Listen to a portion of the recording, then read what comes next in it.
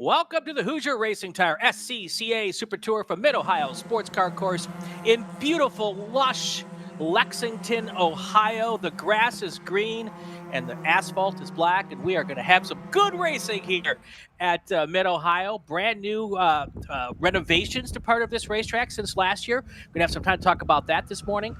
Actually, it's this afternoon. I'm still on Pacific Coast time. And we're here for the Super Tour Qualifying 1 coverage, Spec MX-5 on the racetrack right now. With me this weekend, Tom Michaels. How are you, my friend? I'm at a racetrack. Yeah? What do you think? It's a good day.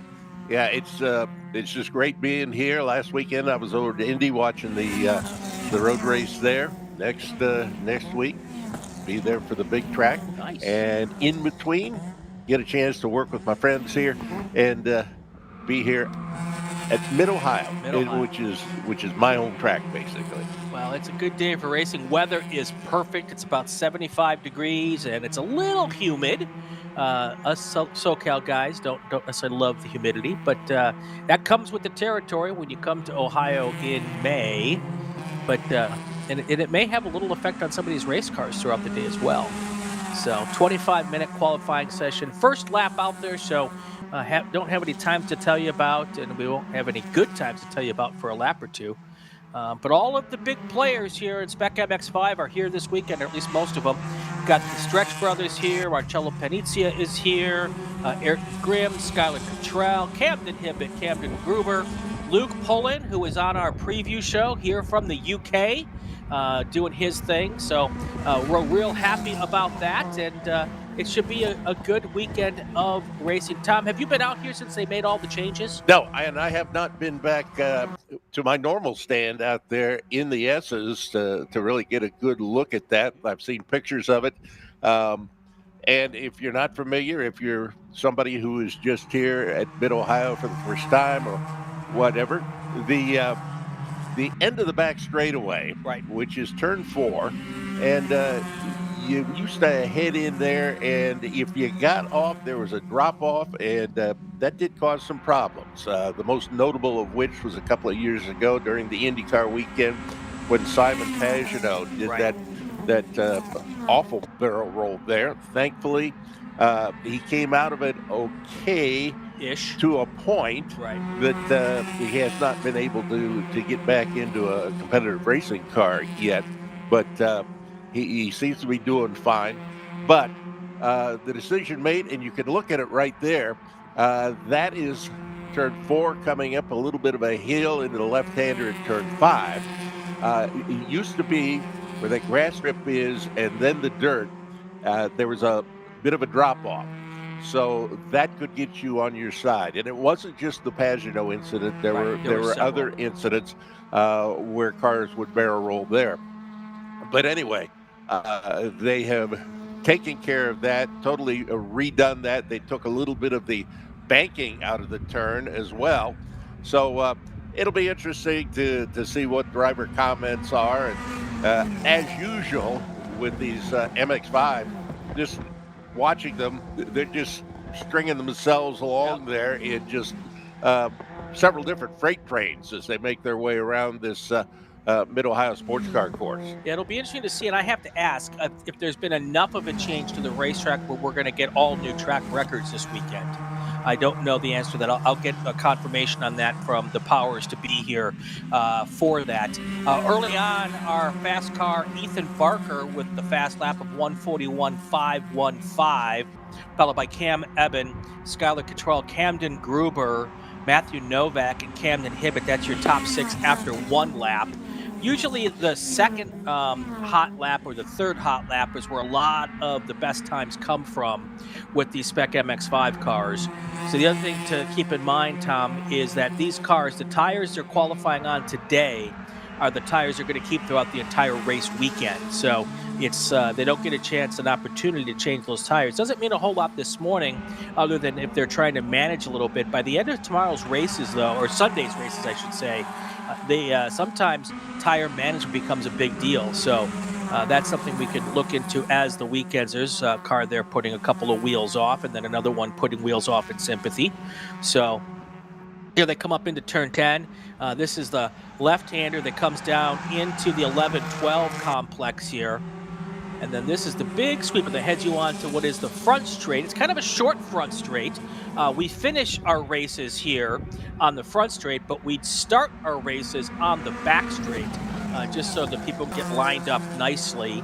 And then here is that weird turn one. I say weird turn one, Tom, because when you turn in for turn one, you can't see the apex. So you're kind of just hoping that you've turned in at the right time and you're pointing in the right direction. Absolutely. And what you're looking at here is the original keyhole, Right. which is a little bit of a notch where you come up that short straightaway, make a right, then come around to the left, and then up into the keyhole turn.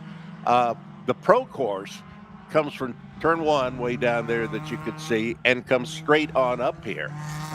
That was changed about 1990 or so for the professional series, but here with the SCCA, they still go with that particular configuration, which I like. is 2.4 miles. Right. So, and I like it when we use the keyhole. I think that just adds another layer to this whole puzzle of Mid-Ohio. And I look at Mid-Ohio as a racetrack with a puzzle. There's so many different elevation changes and decreasing radius corners, and it's just a technically spicy racetrack. Well, and as you watch as they go around, more improvements that were made. You see the on certain shots, you'll see the red guardrail out there. Right. Now, if you see what looks like silver guardrail, that's new. Okay. In many places. And so they have put new fencing up. They have put new guardrails up in a number of locations around the track. Got a car going off really wide here in turn 12. Thankfully, there's not a lot to hit out there. And they come right back on the racetrack, use a little bit of pit lane. I don't know if they're actually going to go. Yep, they came onto the pits. So still Ethan Barker with your fast time, that 1:41.894. Cam Eben, Logan Stretch, Skylar Cottrell, Luke Pullen. That's your top five. And our sixth fastest was Weston Duchek. He's the one that got off down there, coming through the carousel turn. But he's come into the pits, probably will just make a short call and then make his way back out. 17 minutes in our qualifying session to go here. This is that long backstretch. This has gone unchanged here, but this camera right here is right on basically at the 5 marker for your brake marker to go into turn number 4 there. So we call it a straightaway, but there is a big kink in the middle of that straightaway, and that's right where the start line will be for our races. Lots of places here where you can go side by side through corners. Not a lot of places where you can go 3 wide, and I know that these guys do like to do that. Nice pass there. I don't know which car that was, but they were able to get that completed there. It's over in turn 9, heading out into Thunder Valley. All right, Skylar Cottrell just went purple in sector 1, so he's got a good lap started. Let's see if he can keep that going. Waiting for his sector 2 time to pop up. And it was good because he is now your fast car. He has gone purple for a lap, a 1:41.5. So that's about 2.5, 3 slow, faster than Ethan Barker. So great lap there.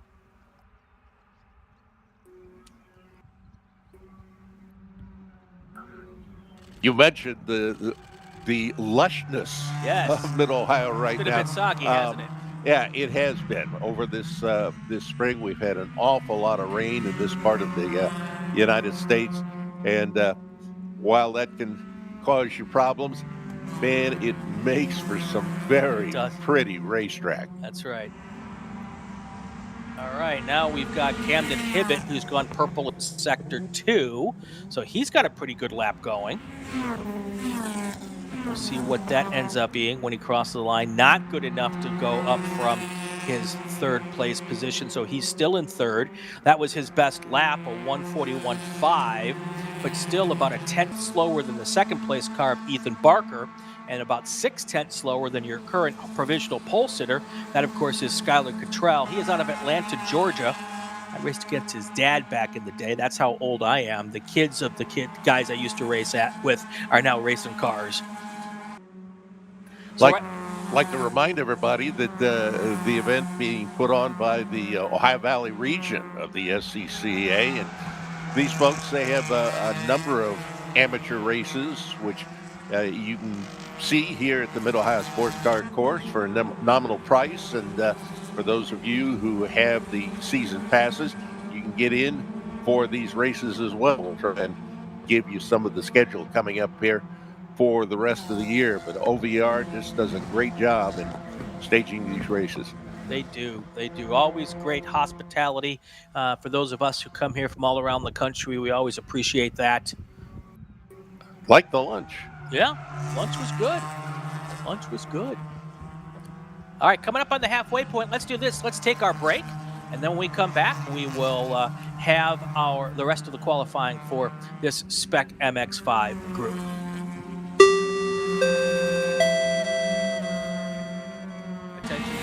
Attention paddock. Group 2 cars to the grid. Group 2 cars to the grid. B-Spec, E, F, and H production. Group 2 cars to the grid for your qualifying session.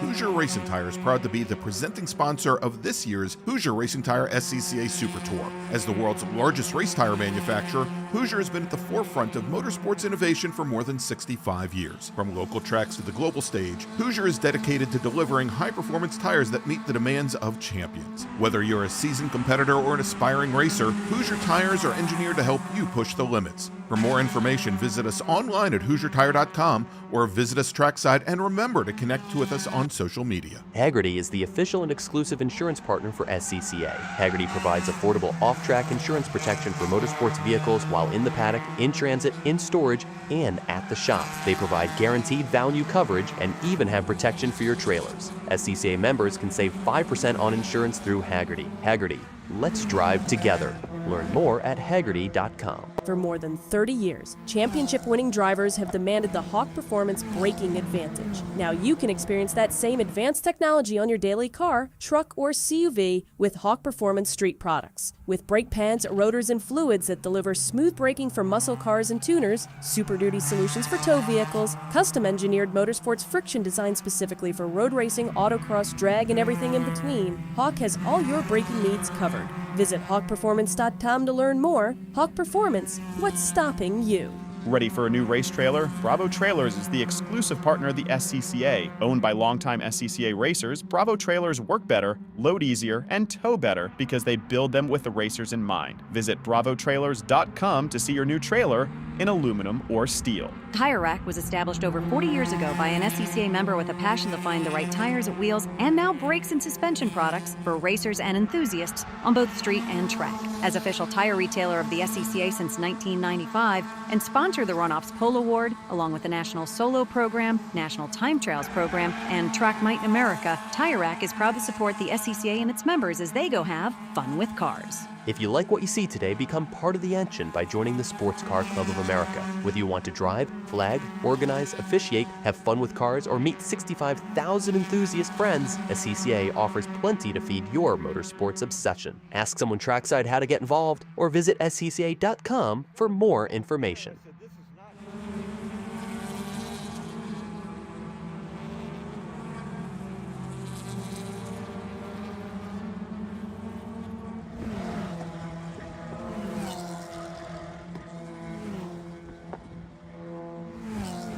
We're back here live at Mid-Ohio. Changes at the top of the leaderboard. Cam Eben is your new provisional pole sitter.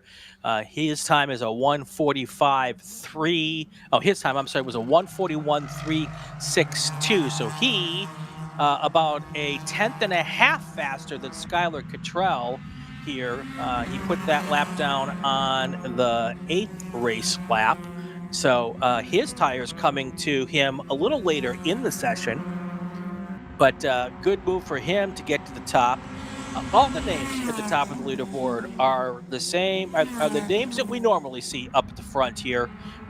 No surprises up at the top with Cam Eben, your provisional pole sitter. Skylar Cottrell, if it were to end now, would be on the outside of row 1. Then you have Ethan Barker, Camden Hibbett, and Camden Gruber. That would be your top 5. 6 through 10 right now.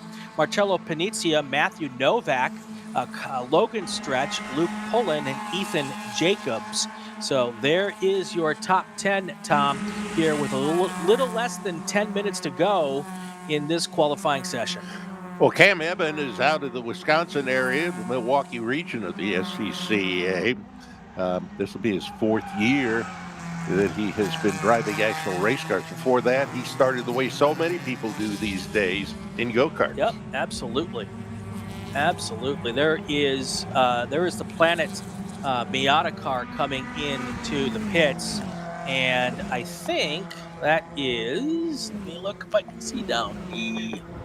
Yep, that is Camden Gruber, who has just pulled off.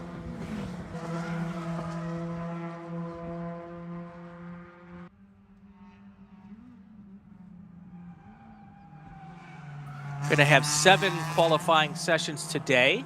All of them will be 25-minute sessions. Then we're going to do a second round of qualifying. That will be tomorrow morning. Those will be 15-minute sessions. And then after lunch tomorrow, we will get to our racing schedule. And that will start at about, let's see here. Actually, it looks like we're going to do 1 race before lunch tomorrow. So this race tomorrow should go off at about 10:55 a.m.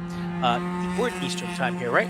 Yes. I've been all over the place, Tom. I cannot remember which time zone I'm in right now.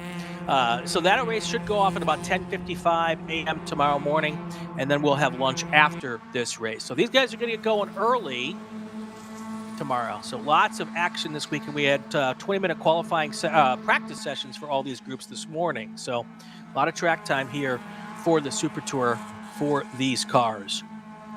That is the bonus that you get when we do have a 3-day race weekend.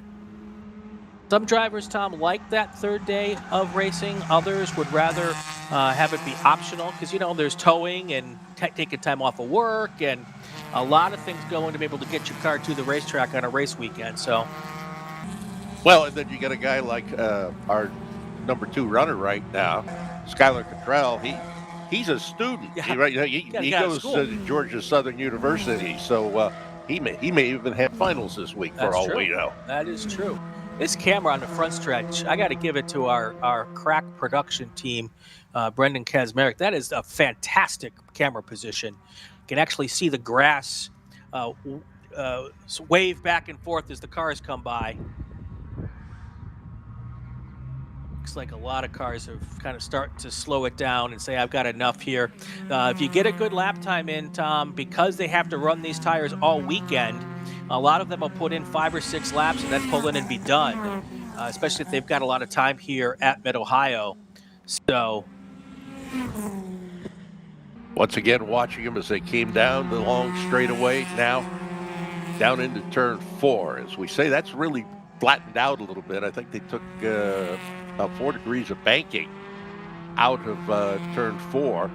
No change here as they come up over turn 5. That is really a tough part of the racetrack, very technical part of the racetrack as they make their way through turn 6 and 7, 8, and 9 right in front of you there. And 9's a little, you can't tell it much from this camera, but it's an uphill to turn 10.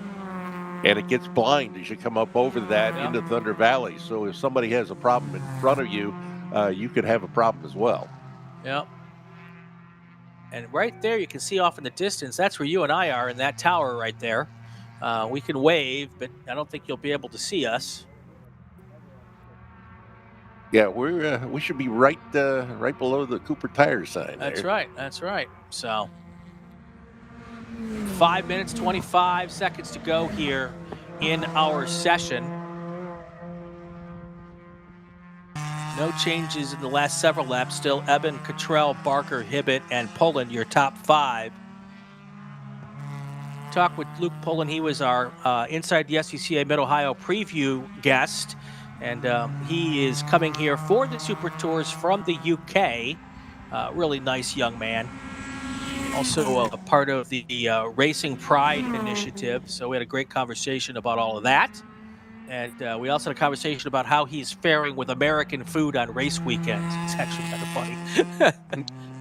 But Eben, Cottrell, Barker, Hibbett, Poland. Then you've got Matthew Novak, Camden Gruber, Marcello Paniccia, Logan Stretch, Ayrton Grimm, your top 10. Then 11 through 15 is Weston Duchik, Ethan Jacobs, Michael Tins, Frankie Barroso, Vinny Miskellis. That's how the top 15 are working out right now.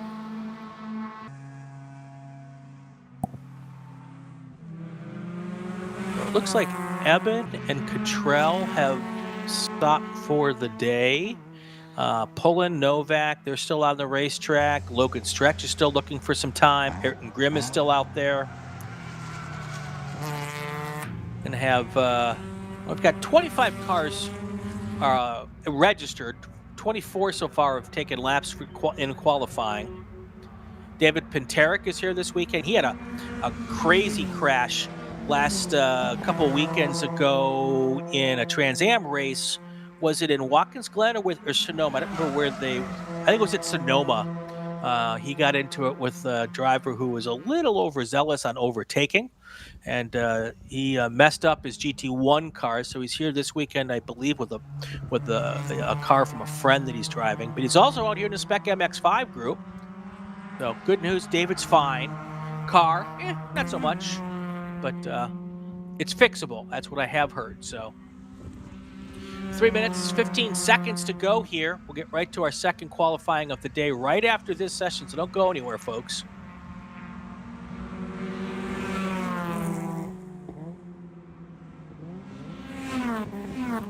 Spec MX-5, the newest national class here in the SCCA, came on board last year, and it is the kind of the next generation of Spec Miata, newer version of cars, and it's getting to be so now we have two of these Mazda Spec classes. Spec Miata has been around for a long time, kind of the backbone of this Spec idea. And it was so successful that Mazda wanted to put together another generation so they could take advantage of some of the newer MX-5 Miatas. And so that's what we have here. Mazda supporting both classes still for a very long time. So we did a podcast on that also. Camden Hibbett sitting there in the number 4 position. He's one of the local guys here out of Galena, Ohio. Okay. And while we were talking earlier about a college student. Yep. This guy's in the 10th grade. 10th grade. Wow. Oh, my goodness. He's out of the OBR. And he spent a long time in quarter midgets before he moved his way up into the Mazda class. Yep. Interesting paths for a lot of drivers. It used to be SCCA would be the first place people would go, but that's not always the case anymore. Especially with the younger kids, there's lots of options now. The different local karting scene. I mean, back when I was a kid, we didn't have the big karting centers like we have now. The indoor karting centers with the electric karts, another way to get started and find out if you kind of like doing this at all. Well, and as we know, racing is not cheap, and to be able to get the machinery to get out there and to do. I mean, I had trouble getting my dad to buy me a baseball glove. It was. Yep. Well, and even karting's not cheap. No. To do it at a high level. I just watched a YouTube video about a guy talking about a $250,000 season of karting. He admitted that was a bit absurd, but it's not something that's never happened. But wow, I can't imagine. You could do some hardcore regular racing for $250,000 for a year. So coming up on 40 seconds to go here in this session. Good news for us here on the broadcast team, we've got a perfect view of the start stand. So don't always have that, but I am sitting right on the start finish line here. So that's kind of cool. We will know what's happening as it happens.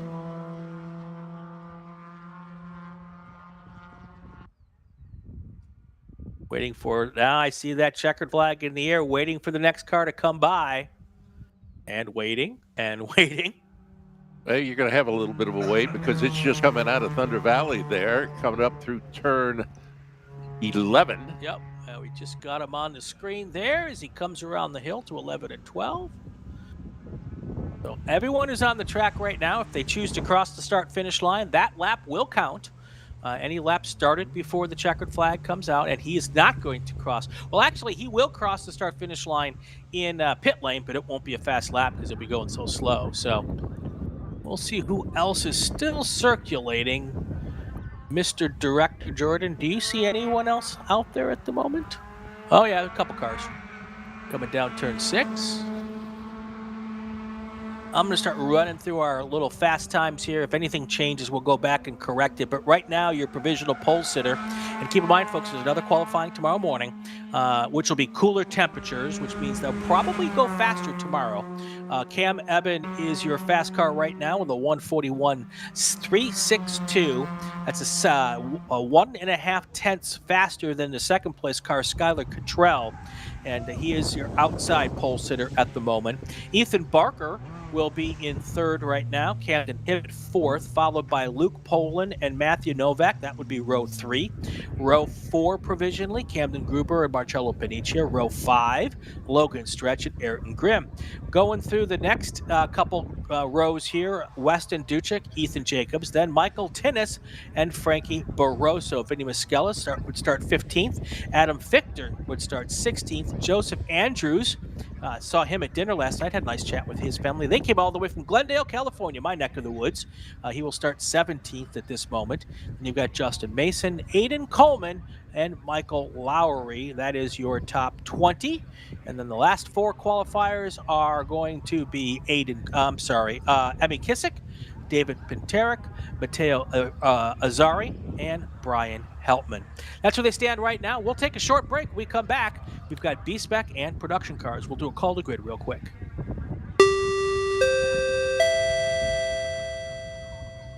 Attention in the paddock, attention to the paddock. Group 2 cars to the grid, Group 2 cars to the grid for your qualifying session. E, F, H production, and B-Spec to the grid for your qualifying session.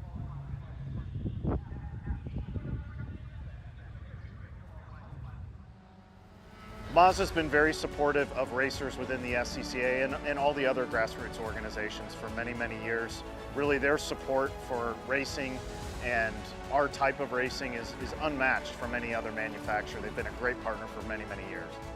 Mazda, hands down, is the best company to work with for sports car racing. Factory support is second to none. It just feels right. You feel connected.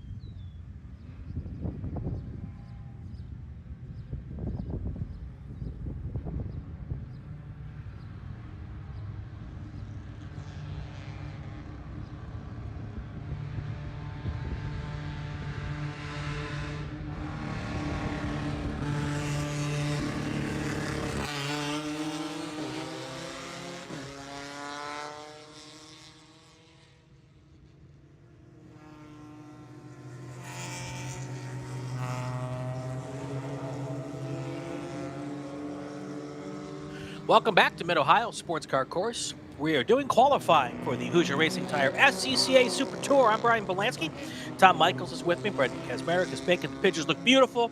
And of course, Jordan Worth, he is the guy pressing the buttons to make sure we're looking at the right stuff at the right time.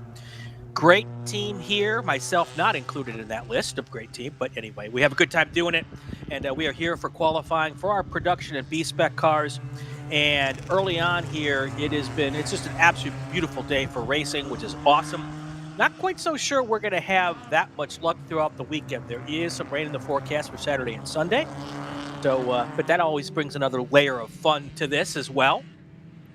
So checking in here, I'm going to pull up our chat here to see who is joined us this weekend for our races. I usually open this up before we start, but it's been a little hectic here. I actually had a chance, because we didn't do the morning, I had a chance to walk through the paddock and talk to some people and get some stories to talk about here, which is cool. And lots of cars here this weekend, also awesome. This is the last race here in the Super Tour before the June sprints coming up here in a couple of weeks. That's always a fun and exciting time as well.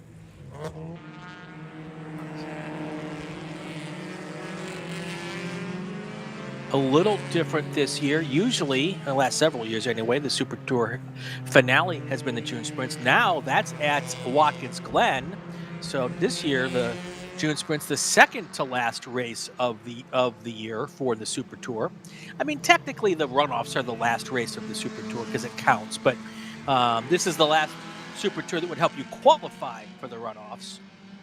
Other ways to qualify besides the Super Tour, but a lot of drivers use the Super Tours to do that. Ted Carver in the chat. Carl T's back. He's always with us, it seems. Thank you. Nicholas Lang is here. Jazz Bro. Let's see here. Who else? Ark is here. Thank you for the live stream. We appreciate you saying that. We are having fun with it. Wish all races could be live. Well, I do too, honestly. I would be happy to do more of them. Let's see here. John McFarland is here. Good group. Surprise, surprise. There's Nicole Cooper-Cephalo. This is your racetrack. It's sponsored by Cooper Tires, Nicole. How come you're not here? Anyway. Getting our first race laps in, qualifying laps in, I should say. And we'll wait till lap 2 to really start talking about times. You can't get a good indication off the out lap. But lots of different cars in this group. I love this group because of that. Besides our Mazda MX-5 cars here, which we get also in E-Production. We've got a loaded Super 7. We've got Frank Schwartz in his B-Spec car, but he's running it in H-Production. You want to remind people that he's slow in H-Production because it's a B-Spec car. Tom Goidos is here in his Honda CRX. Also have a bunch of B-Spec cars as well. A nice big contingent of B-Spec cars. What else? Any other fun stuff? Honda Civic in F-Production. Volkswagen Jetta. So a Fiat X19, a couple of those. Austin Healey Sprigget. So if you like a wide variety of cars, this is the race group for you. Nicole is cheering for the number 52. I believe that's Mason Workman in the 52 car. Looking around here and trying to find a 52. And he's usually up towards the top of the leaderboard. Oh, can't forget Jesse Prathy here in that beautiful metallic wrapped Mazda 2 in H-Production. Yep, Mason Workman is in that F-Production Mazda Miata. Had a nice chat with him this week as well. Natalie Cole is rooting for the 04. Who is the 04 car? Let me scroll down and find that as well. That is Christopher Jackson and the B-Spec Mini Cooper in the 04. There you go, Nicole. All right, now we're starting to get some hot laps in. Nathan Nicholson, your fast car right now. He is in an E-Production Mazda. His fast time, a 1:39.426. Next fastest car, this is early on, of course, but the fast early cars, Chris Haldeman is your second place car. David Bednar's is your third fastest car right now. Mason Workman slotted in number 4 at the moment. Also have a nice variety of places where people are from. We've got the top 4 are Indiana, Texas, Michigan, and Ohio. So delayed penalty. I just hope everyone has fun. Bradshaw Motorsports, rooting for my friend Jason Albright in his E-Production RX-7. Very clean car. Looks similar to Palmer. That is Austin Bradshaw, I'm guessing, with the typing there. He said he wishes that he is at Mid-Ohio. He is your defending silver medalist from the runoffs in his RX-7. We saw him last weekend at Portland. He won both of his Portland Super Tours last weekend in his RX-7. So great to catch up with Austin. He was also on a couple of our broadcasts last weekend. Did a nice job. So, all right, early on here, Nathan Nicholson, Mason Workman now pops to number 2 on the fast leaderboard here. Chris Haldeman drops to 3rd, David Bednars. Then you've got your fastest H production car, Jesse Prather in his Mazda 2. Right behind him, though, is a Fiat X19 on H production of Braden Connolly. He is out of Columbus, Ohio. That's about as close to being a local boy as you can be here. And so Braden is down there in 8th place, 2nd overall in H production at the moment. Von Mishko out of Sylvan Lake, Michigan. He is in 7th. Jason Albright, then Craig Chima? Craig's from out here often, I'm guessing. Is it Chima or Chima, Tom? Chima? And the Lotus Super 7. Okay. Well, he's from Akron, so maybe he spends more time racing in the Pittsburgh region. That could be possible, too. Akron not far from Pit Race. What else do we have? Yeah, good stuff early on here. 17 minutes, 40 seconds left to go in this 25-minute qualifying session. Longer sessions today, shorter sessions tomorrow for qualifying. Take a peek at our B-Spec class right now. Early on, Matt Wolf is your fast car. He is in his Mazda 2 out of Canton, Michigan. Eric Yeagle, Trenton Kramer, Chris Taylor. That is your top 4 right now, followed by Matt Downing, Josh Schmidt, Babyface Fabrication. Oh, we got a slow car on the front straight, the 66 car. Let's see who that is. 66, rolling down here. Lots of cars in this race group. That's a good problem to have. That is Steve Gatchins. That's an RX-7 out of Chagrin Falls, Ohio. So that is our slow car at the moment. So, yeah, Rob Pekarchik. We might have a camera in this group, Jordan. I don't know if you're seeing any of them up and working right now, but okay. New leader in H-Prod, Jesse Prather. Well, not a new leader, but a new fast lap. Jesse was the fast lap before that. And his new fast lap is a 1:41.785. So just slightly, well, 4/10 faster than the second place car in H-Prod. And that would be Matt Brannon in his Fiat X19. Chris Haldeman's put down 2 purple sectors. Let's see if he was able to do anything there. Where did he go? Oh, right to the top of the leaderboard. 2 fast sectors makes for 1 fast lap. 1:38.984, our new provisional pole sitter here. Chris Halderman. He is out of Princeton, Texas. That was a really well put together lap for him. That drops Nicholson, Workman, and Bednars down to 2nd, 3rd, and 4th. Let's see what other. Let's look at F production.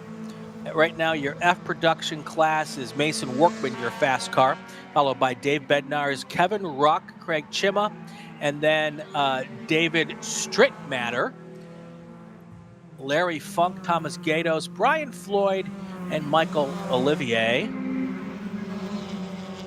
Looking at E production, Chris Halderman, Nathan Nicholson, Vaughn Mishko, then Jason Albright, Don Tucker, and Steve Gatchins. That's your top 6 there. And let's look at the full rundown for H production. Jesse Prather, Matt Brannon, Braden Connolly, Kendall Jones, Robert Bax, Steve Hillerman, Vincent Lamagna, Frank Schwartz, and he said he was going to be in the slow B-Spec, the slow H production car because it's a B-Spec car. And then Eric Vickerman is in 9th place right now in the qualifying order in H production. We have trouble here in that is one of our B-Spec cars. The 84 car in B-Spec is Lee Davis. She had a chance to chat with him earlier today. It's one of the grass paddock motorsports cars.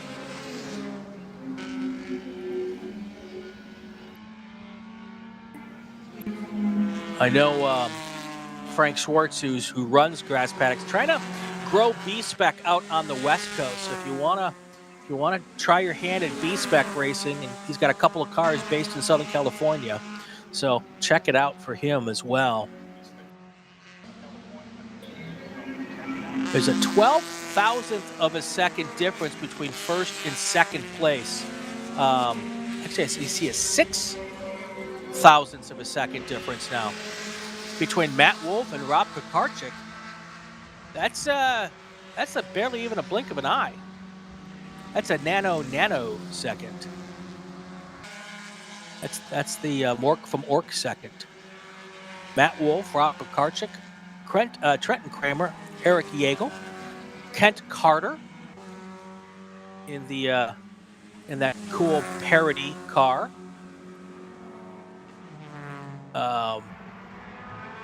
It's one of the best wraps out here. So, and the car that Frank is driving in H production, he has individually pinstriped this car. You ever get a chance to look at it up close? You can't really tell on the video. But there are literally thousands of pinstripes that he has hand pinstriped on the entire car. It's just crazy that he just chose to do. I thought it was a wrap. It'd be a cool wrap if it was just a wrap, but he literally individually pinstriped it. And he was telling me how when he bought the pinstriping, they're not all exactly the same width, even though they say they are. So he had to measure them all, so he didn't have one look wildly different than the other. There was an attention to detail in Frank Schwartz that I just don't know if I could ever learn to achieve. All right, right now we are at, let's see, what is our timing here? Are we at the right yeah, we're at the right time. Let's take our break. I'll do a call to grid. We'll take our break, and then when we come back, we'll have the rest of this qualifying session. Attention to the paddock, attention to the paddock. Our Group 3 cars to the grid. Group 3 Spec Racer Ford 3 to the grid for your qualifying session. Group 3 to the grid for qualifying.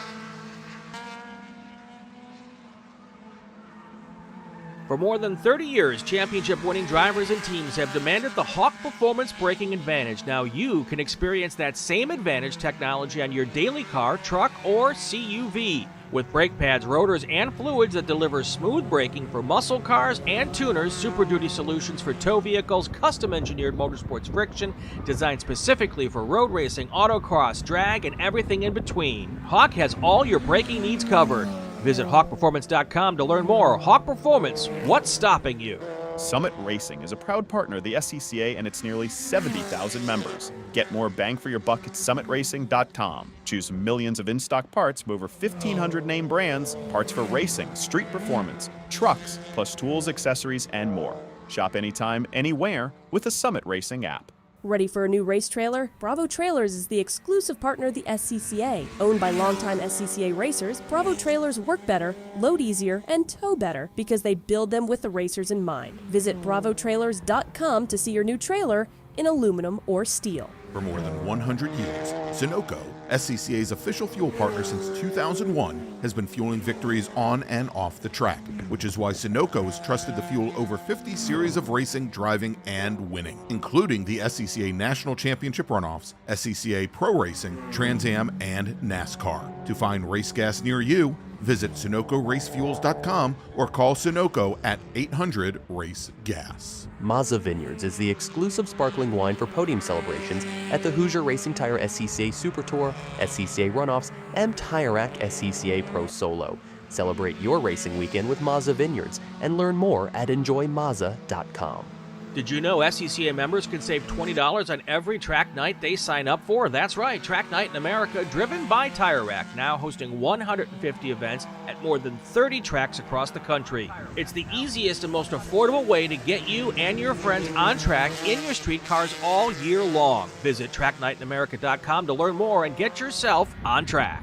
It's the 2025 Hoosier Racing Tire SCCA Super Tour, the premier amateur road racing series bringing together top SCCA road racers from across the country. The Hoosier Super Tour visits some of the greatest tracks in North America, showcasing each of our 23 car classes. From production to GT cars, prototypes to Formula cars, the Hoosier SCCA Super Tour packs a ton of wheel-to-wheel racing action into every event.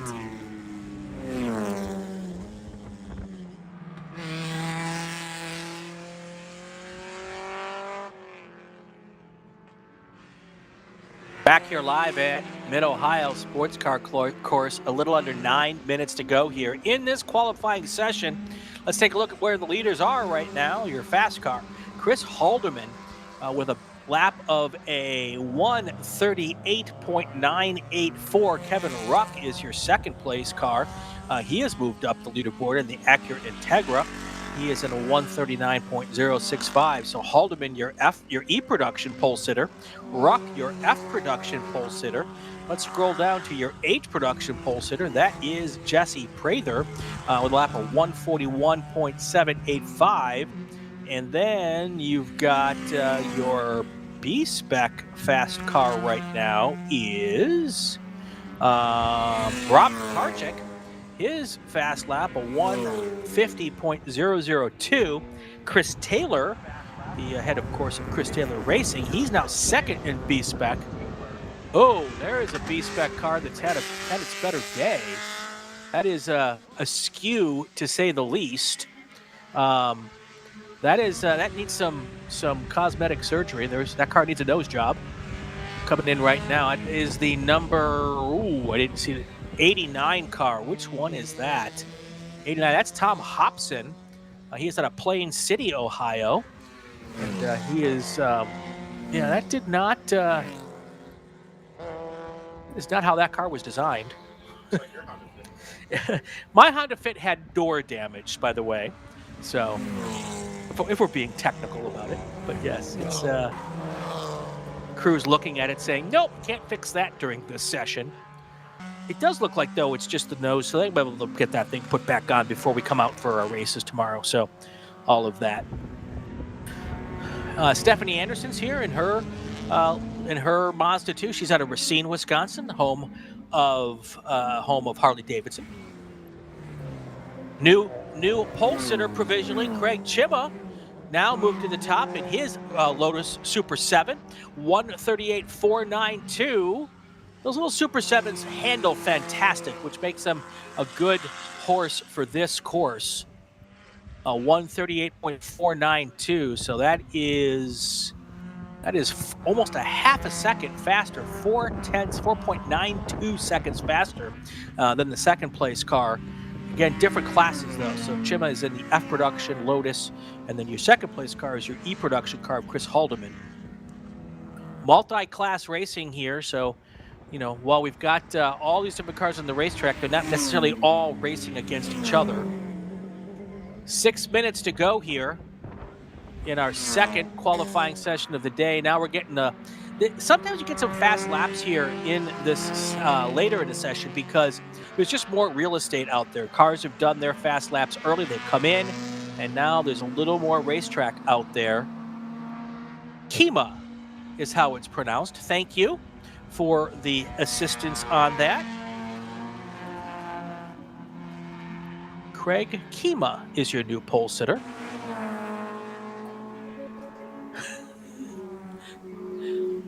That's going to be a tough.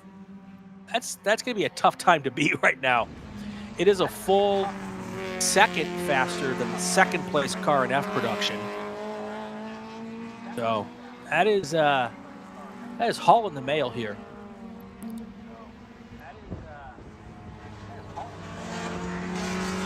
5 minutes to go in this session. Again, we've got, this is the second of 7 qualifying sessions this afternoon. We'll be back up bright and early tomorrow morning with another round of qualifying. That will start at 8 a.m. And then after that, we'll go racing. 25-minute races. Let's see. Make sure I'm right. 25-minute races tomorrow, and then 35-minute races on Sunday. So big weekend of racing action out here at Mid-Ohio for the Sports Car Club of America, the Hoosier Racing Tire SCCA Super Tour. One of the annual stops of this 10-race weekend tour.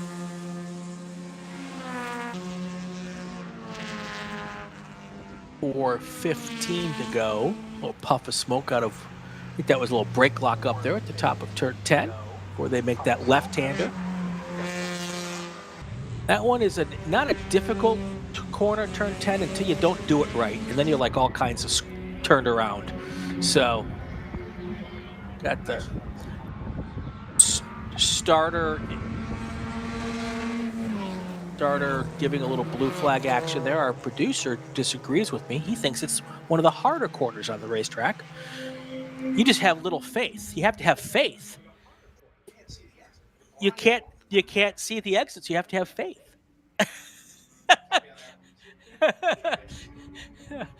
I have tried it, and I've had car damage because of it. Kima, still your top car here. Your top fast speed here as we wrap up this qualifying session. Kevin Ruck is fourth quick right now. He's out of Marysville driving the Acura Integra there. Yep. That's an F production car. Marysville, of course, home in Ohio for Honda. And so not a big surprise there that he would be in the Acura as they move around the race course. Down in, well, you can call it madness, you can call it the S's, you can call it many things, but it is just wild and the best place to watch the racing here at Mid-Ohio, down there in turns 4, 5, and 6. Yeah, this is definitely a spectator's racetrack, Tom. If you want to really enjoy what is quintessential road racing, there are a few better places from a fan standpoint as far as where you can sit, where you can see stuff happening. This is one of the better fan experiences for racing in North America. Absolutely, and it's a very walkable place. My wife used to, when she'd come up here with me, describe it as a park-like setting, and indeed, it is that. And it's really neat when you get all the campers and all that for the major weekends up here.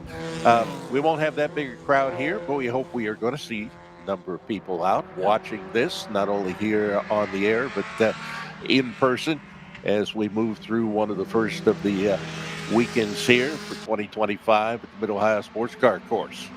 Yeah. Of course, the quintessential red roofs on everything. Homage to Jim Truman, who was the owner of Red Roof Inns.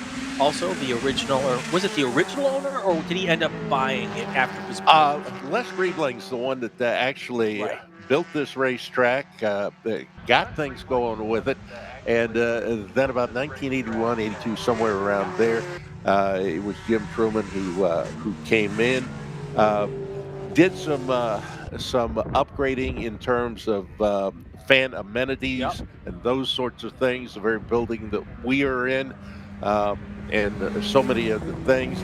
Now it's the Green Saver group who come in here, and last couple of years they've been putting an awful lot into this racetrack to improve not only fan amenities, but the racetrack itself and the safety of this racetrack. Yep. If I remember correctly, the original, it was Jim's wife or daughter who was big on fan amenities and made sure the Michelle was really great for the fans. So that's who is responsible for all of these awesome fan locations. So yeah, Michelle Truman was one of the daughters of Jim Truman. There's also Megan Truman, who is now Megan Cindric, and that may there you follow along that would be Mrs. Tim Cindric, and of course Austin Cindric would be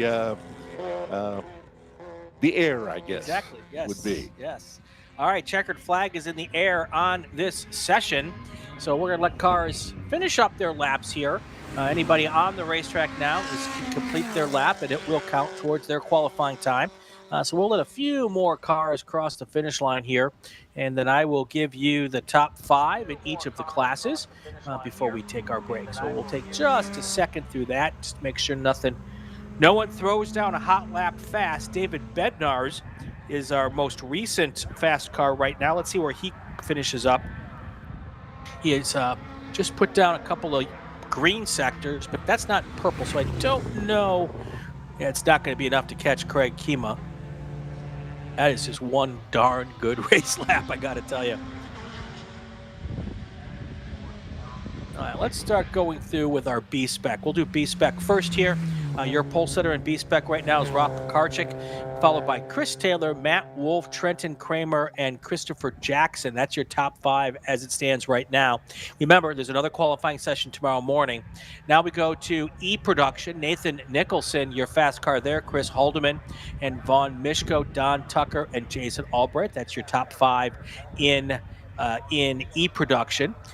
Scrolling down to H Production, Jesse Prather is your fast car there, followed by Matt Brannon, Braden Conley, and Kendall Jones. And now to E Production, your F Production, I'm sorry. F Production is what I missed. Craig Kima, not only your F Production pole sitter, but your overall pole sitter.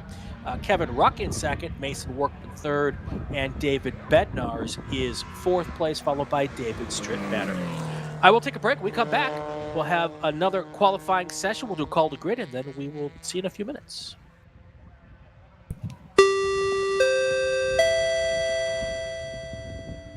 Attention the paddock, attention the paddock. Group 3 cars to the grid. Group 3 cars to the grid. That's Spec Racer Ford 3 to the grid for your qualifying session. We'll be right back, everyone.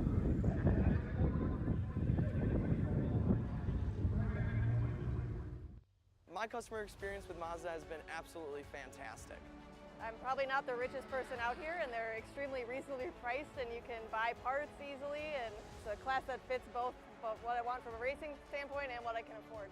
We got into Mazdas largely just because it's a fantastic platform, and Mazda Motorsports has some of the best support for the grassroots racer in parts and technical advice and everything else, so they make it easy for us to run these cars. Picture your perfect garage. How many cars are in there? Great, great. Now picture reality. How many cars can you actually have? Me too. With SCCA Club Spec, one car becomes your daily, your track car, your autocross car, even your time trials car. S197 Mustang if you like V8s and torque, NC Miata if you like compact and agile. SCCA Club Spec, spirited dailies, competitive race cars. Learn more at scca.com.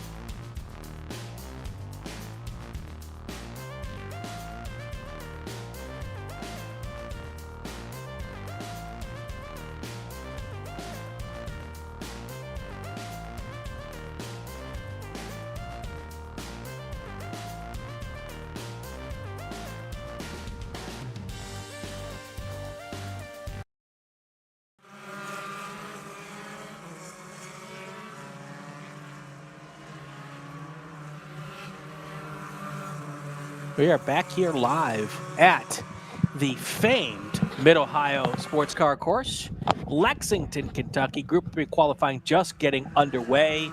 Hold it. Uh-oh. Lexington, Kentucky. Oh, Lexington, Ohio. Oops. That's the Mason-Dixon line there, man. Sorry. It's Lexington, though. Yes, it is. I got that part right. So last weekend I was in Oregon. This weekend I'm in Ohio. Next weekend I actually get to stay home. Then I've got a race in California the weekend after, and then I'm in Wisconsin. So I don't know whether I'm coming or going. So you were in Oregon last week, so that means you were in Portland, Maine. Yes, Portland, Maine. Exactly. Yes. Exactly. Thank you. That's a very important. I've actually been to both Portlands, and I have an affection for both of them. Yeah. Me too. Yeah. I've had a great weekend, an anniversary weekend with my wife in Portland, Maine. Had a blast. So good times. All right, here we go. 23 minutes to go. Just start getting underway here. Haven't even gotten our first laps in yet for Spec Racer 4-3. Morgan Burkhart's here this weekend. He is, of course, his full-time racing is in the Michelin Pilot Challenge. He has got a full-time ride there. But they're not racing this weekend, so he's here in Spec Racer Ford and getting his time in to qualify for the runoffs this year. He's got to do this race. He plans to do the Glen as well, and that'll be enough to get him qualified for Road America in October. So he is with a car. I don't think he's been in this car before, so it'll be interesting to see how quickly he can get that car up to speed. I imagine rather quickly, but he had a good practice session with it this morning, and had a good time catching up with him and his family last night as well, and that was lots of coolness. He's also coaching several drivers at the racetrack this weekend as well. So a lot of professional race car drivers, Tom, really don't make their living as a professional race car driver. They've got to do other things like coaching and all that kind of stuff to pay the bills. So that's what he's doing this weekend. Yeah, there's basically, unless Daddy had a huge wallet. Right. You're going to be out there. You're going to be doing some work yourself.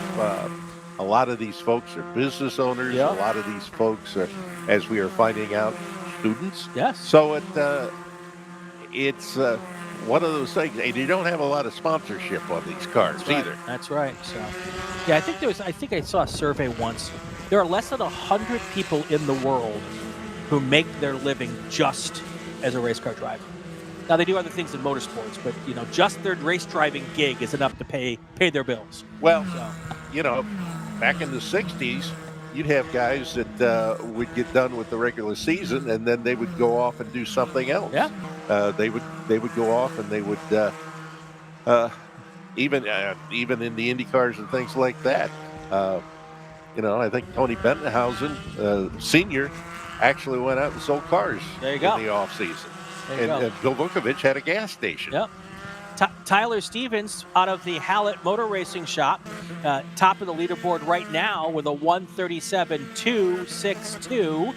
Jace Petty, your second fastest car right now, as I was saying earlier. Morgan Burkhart, he is third fastest with a 137.3.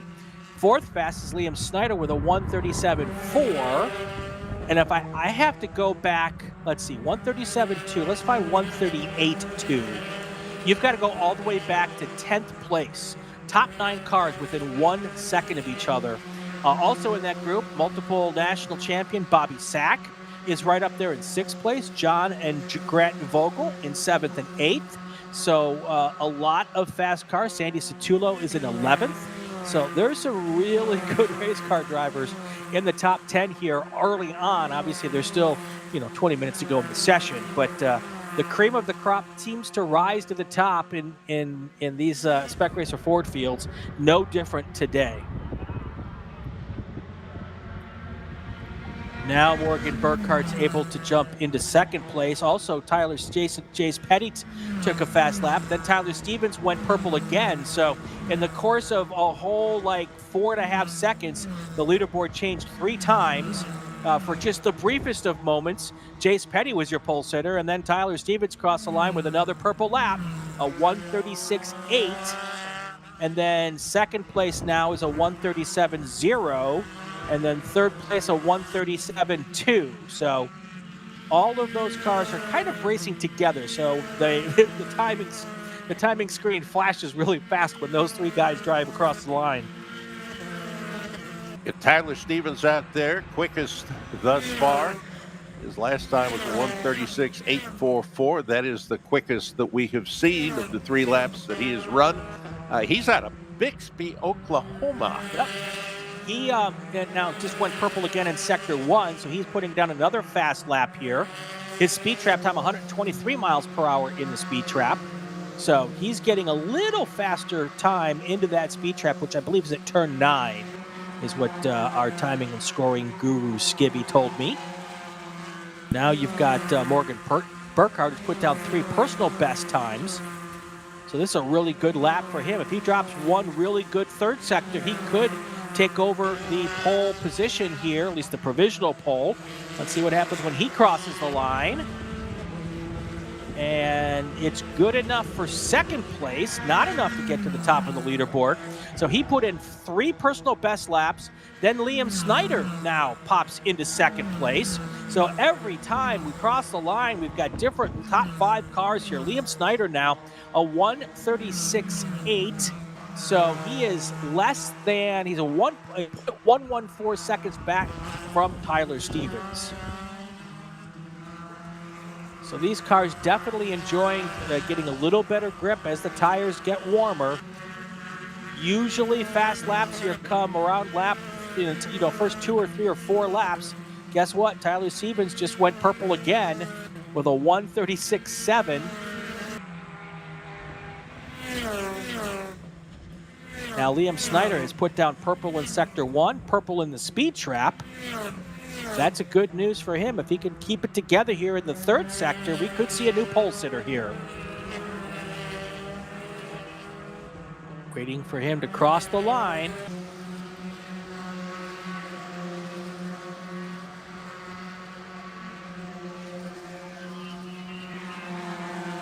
And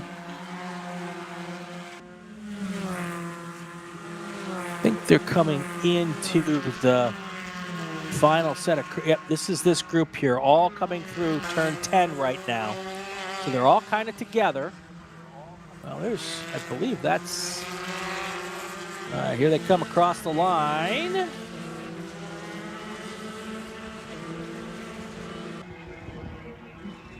No, not fast enough. Must not have had a great third sector for Liam Snyder, but guess who's now in second place? Here's a name you'll know, Bobby Sack. He is your new second place car with a 1:36.7, only 29 1/1000ths of a second slower than Tyler Stevens. So you've got young kids and surly veterans in the top 5 right now. There you go. 16 minutes to go here. 25-minute sessions.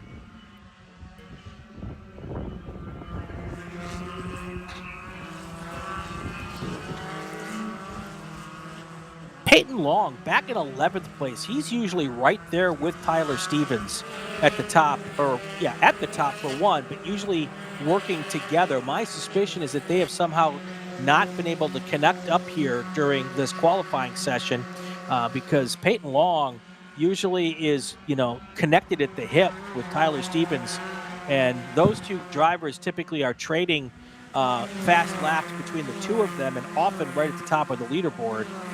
But Long right now, his fast lap in 11th place is a 1:37.5. So that's a little bit further down than he's used to being. And it's funny that 1:37.5, that's less than a second slower than your race leader or your pole sitter, but it's all the way back in 11th place. And we got a new fast time, 1:27. Liam Snyder moves there. The man out of Joshua, Texas, at a 1:36.482. That's a good lap. That is a really good lap. 1/10 of a second faster than Tyler Stevens. And remember I was talking about Peyton Long? Well, he is now right behind Tyler Stevens on the leaderboard. So he was able to put a good lap together as well. A great third sector time for him. Fastest third sector of the day at 29.978 third sector. That was enough with two sectors, best sectors for him in sectors 1 and 2. That got him up to third place. So now Bobby Sack went from your second place down to fourth. So you've got Liam Snyder, Tyler Stevens, Peyton Long. I believe those are all out of the Hallett Motor Racing shop. All three of those drivers have connected together and are working to now take over the top 3 spots so far provisionally for tomorrow's Spec Racer Ford race. So right now our top 10 is Liam Snyder, Tyler Stevens, Peyton Long, Bobby Sack, Morgan Burkhart is in 5th. Jackson Zeal is in 6th. We have Grant Vogel slow on the front straight as well. Michael Odell 9th, and John Vogel is in 10th. I'm wondering if Grant Vogel's waiting for John Vogel and just trying to get out of the way to get these two cars connected together. These cars work best, make their best laps when there's a 2-car team working out there. So that might be what the play was there for him, that maybe he doesn't have a problem. He's just trying to let his teammate catch up with him there. So what do we got going on? We're at halfway, so let's take a break. I'll do a call to grid. When we come back, we'll get the rest of this qualifying session.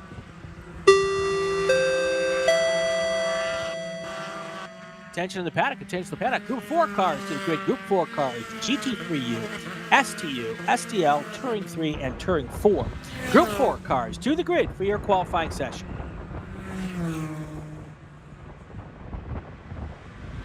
Hoosier Racing Tire is proud to be the presenting sponsor of this year's Hoosier Racing Tire SCCA Super Tour. As the world's largest race tire manufacturer, Hoosier has been at the forefront of motorsports innovation for more than 65 years. From local tracks to the global stage, Hoosier is dedicated to delivering high-performance tires that meet the demands of champions. Whether you're a seasoned competitor or an aspiring racer, Hoosier tires are engineered to help you push the limits. For more information, visit us online at HoosierTire.com or visit us trackside, and remember to connect with us on social media.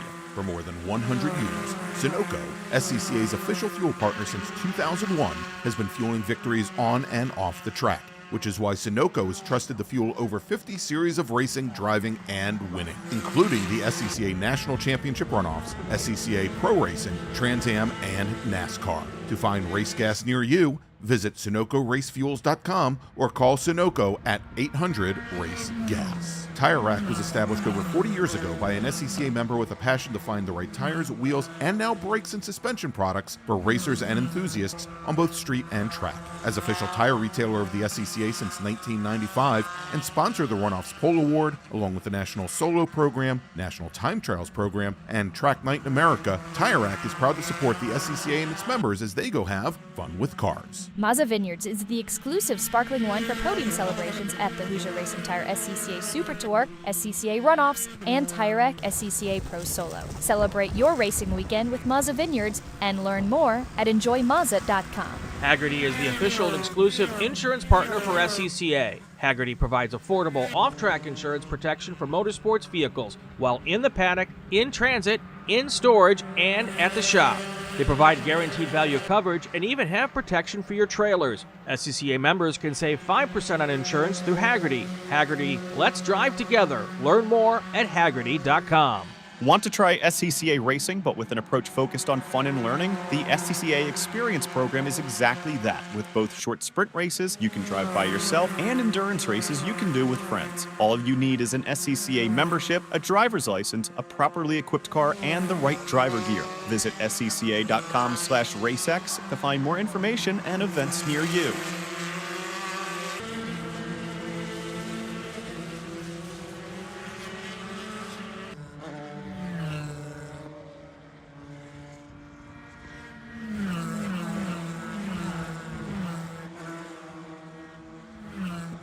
I am live, I'm told, here at Lexington, Ohio's Mid-Ohio Sports Car Class. I should have known that if Mid-Ohio would not be in Kentucky, because that would be weird, wouldn't it? Yes.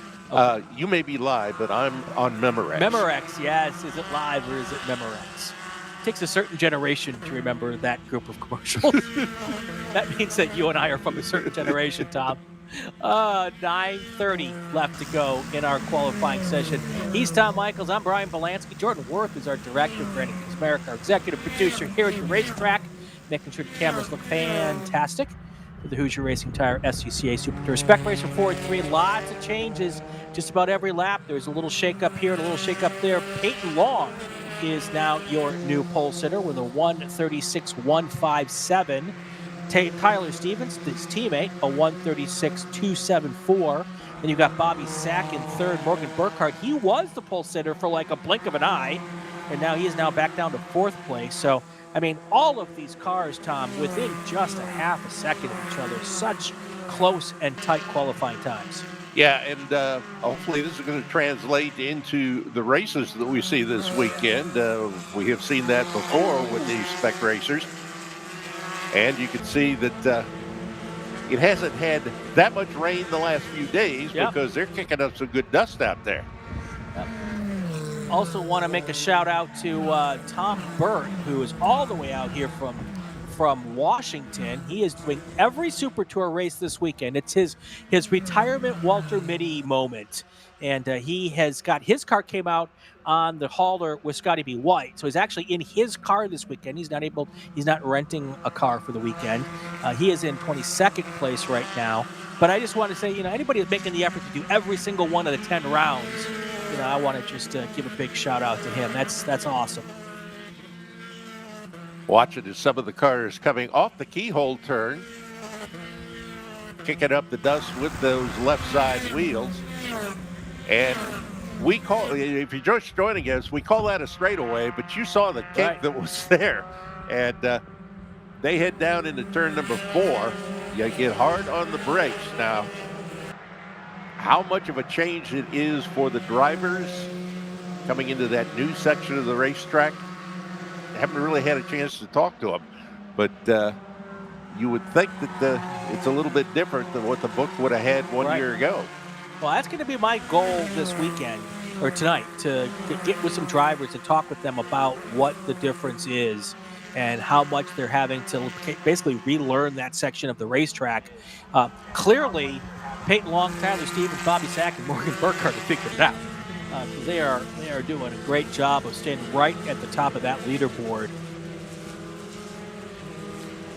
Also, Liam Snyder has been at the top of the leaderboard. Those 5 cars have been basically swapping the fast lap here. Every couple of laps, it looks like a different one of them puts one together.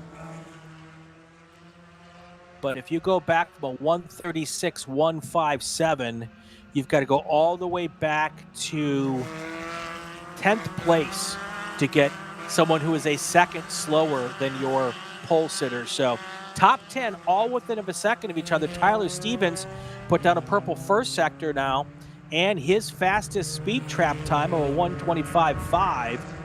So he is on a good lap right now. Of course, he's getting that tow from Peyton Long.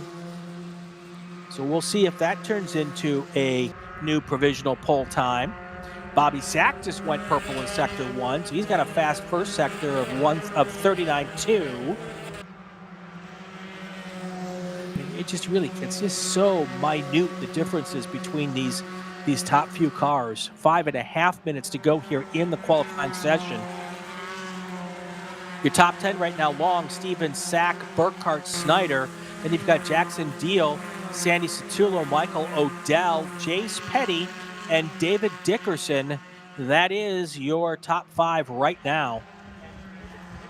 The racing this weekend being provided by the Ohio Valley Region, the Sports Car Club of America. We always like to thank the folks that make it possible, not only the people who are officials and the administration of such events, but the flaggers and everybody else who are stewards in one way or another. We couldn't do it without them. Absolutely. Absolutely. Bobby Sack now, your provisional pole sitter, a 1:35.868. So he is the first car to dip into the 1:35s here.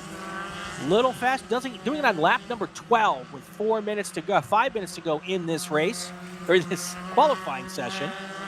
That drops basically everyone down one spot, so it's still then after Sack, it's Peyton Long, Tyler Stevens, Morgan Burkhart.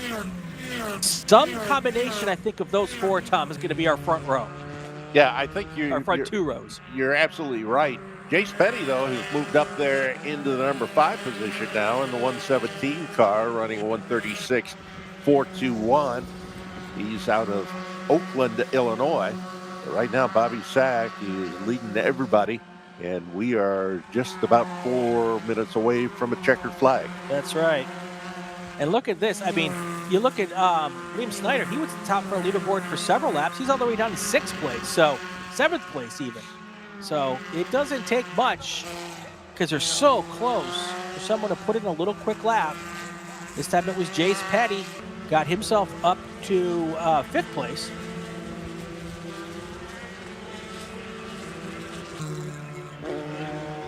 And Peyton Long goes to the top now. Yeah.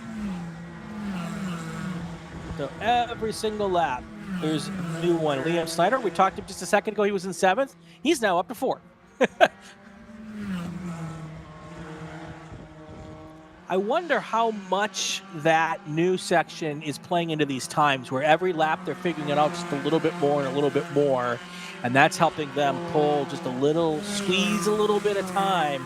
A 100th here, a 1,000th of a second there. And that's what's attributing it to all of these different changes here lap after lap.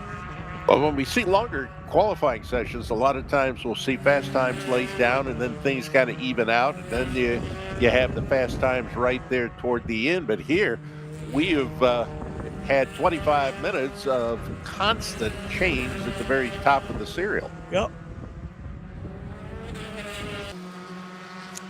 All right, 2.5 minutes to go, which means depending on where they are on their lap, they might get 2 laps in, maybe just 1 more, probably 2 for everybody.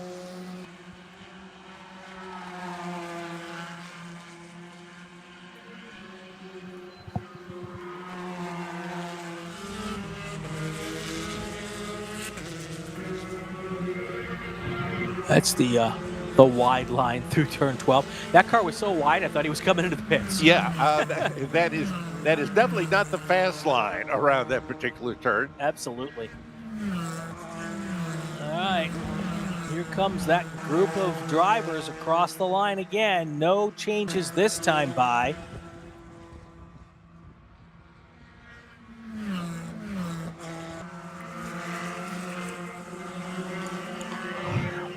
I also don't see anybody dropping purple sector times either. I don't see actually very many of our drivers dropping green sector times, which will be personal bests.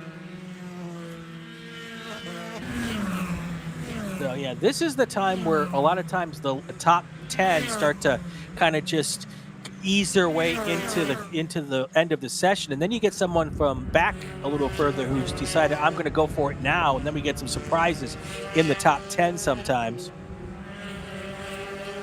But the top 10, the order has changed a lot, but the names of the top 10 have essentially remained the same here for the last half of this session.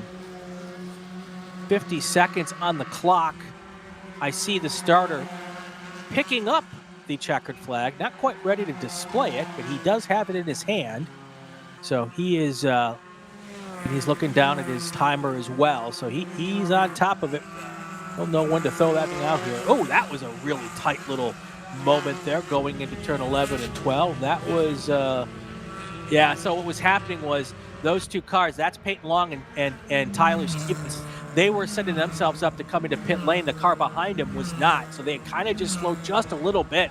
And that car came up really close behind him. That was nearly an accident there.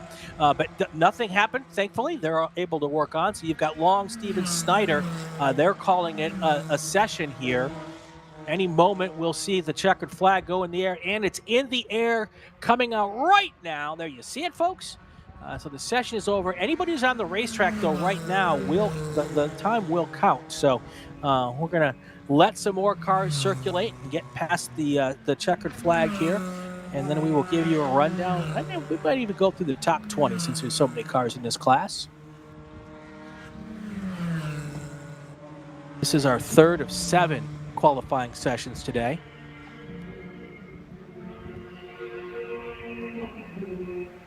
I think most everybody is starting to be done here. Let's start our countdown, and if something changes, we'll fill in the blanks as we go. Peyton Long, at the moment, your provisional pole sitter outside of front row. With him will be Bobby Sack. Again, now there's a whole nother qualifying tomorrow morning, so this could all change tomorrow. But that's what it is right now. Second row, Tyler Stevens and Morgan Burkhart.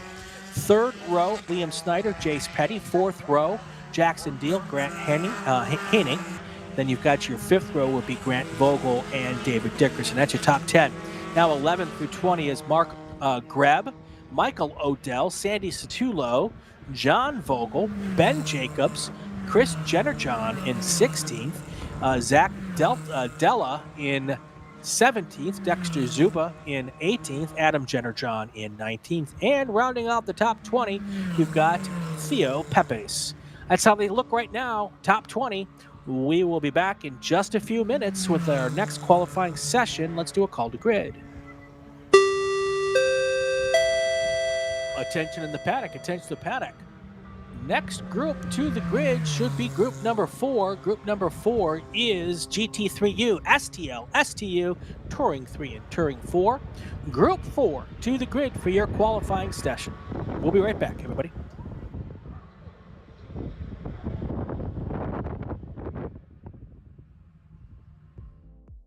My name is Joshua Smith, Business Development Manager for Mazda Motorsports. We're happy to be supporting the SCCA and Mazda racers here. So our team support program offers a couple of tiers of support, part support, technical support. All of this is done through our MazdaMotorsports.com parts store website. It's basically like signing up for an Amazon account. Simple information, prove that you're a racer. It gets you access to our 800 hotline that you can call and speak to one of our parts representatives 5 days a week.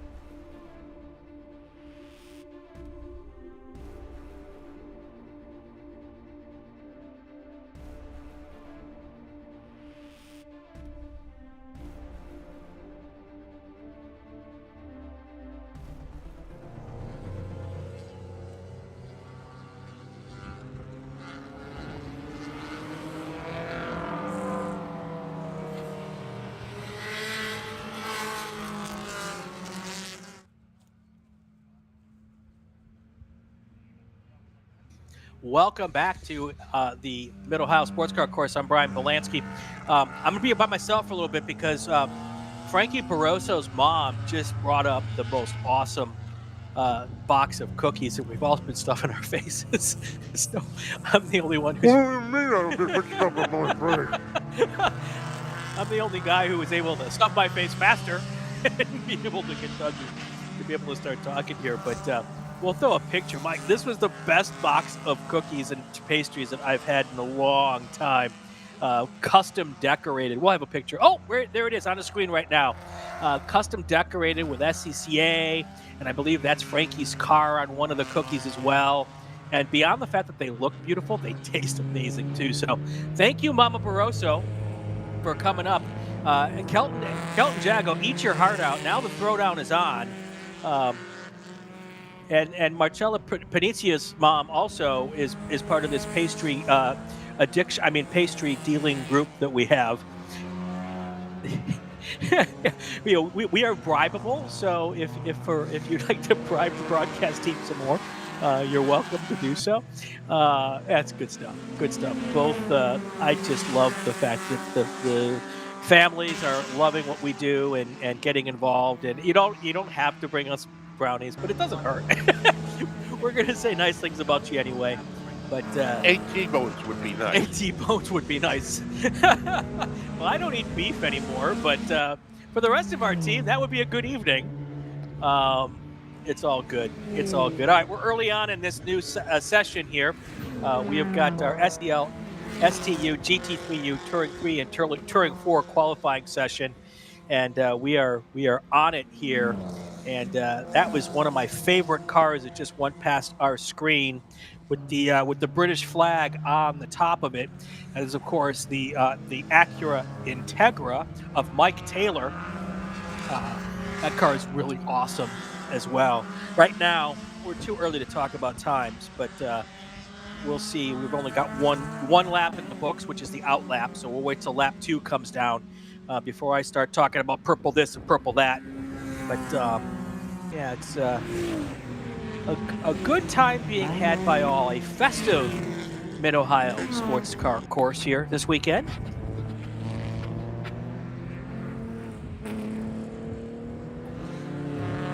"25-minute qualifying sessions."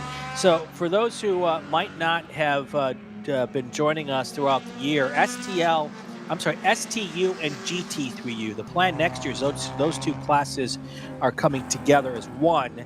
So this year, the GT3U category is basically the test bed to figure out how they're going to change either STU or GT3U so that those two classes, when they are merged together as one, can have as good a chance as possible as having cars from both classes be competitive with each other so that one doesn't just take over the other. So that's why they're running them separately this year, to get all that data. And they've gotten pretty close in a lot of ways. So as we get towards the end of the Super Tour, they've got now, what is that? Would be 6 races of data in the books with these 3 races to go.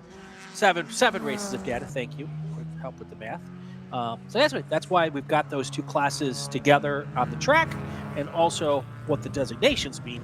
Now that we start getting our second laps in the books, we can start talking about some times here. Zach Arnold in the BMW 330i is your fast car at the moment with a 138.9. Then John Schmidt, also in STU with the Honda Accords, in second place. Todd Clark is your fast car right now in turn 3. He is in the BMW 330ci, followed by David Fiorelli, Nick Leveroni, and his Mazda Miata, your top car in STL. We have a car in the grass, yellow car, pulling off. Well, I will thank them for not having us go full course yellow to pick them up, but I don't know. That looks like it might be, I'm not going to guess, but we'll figure it out here pretty quickly.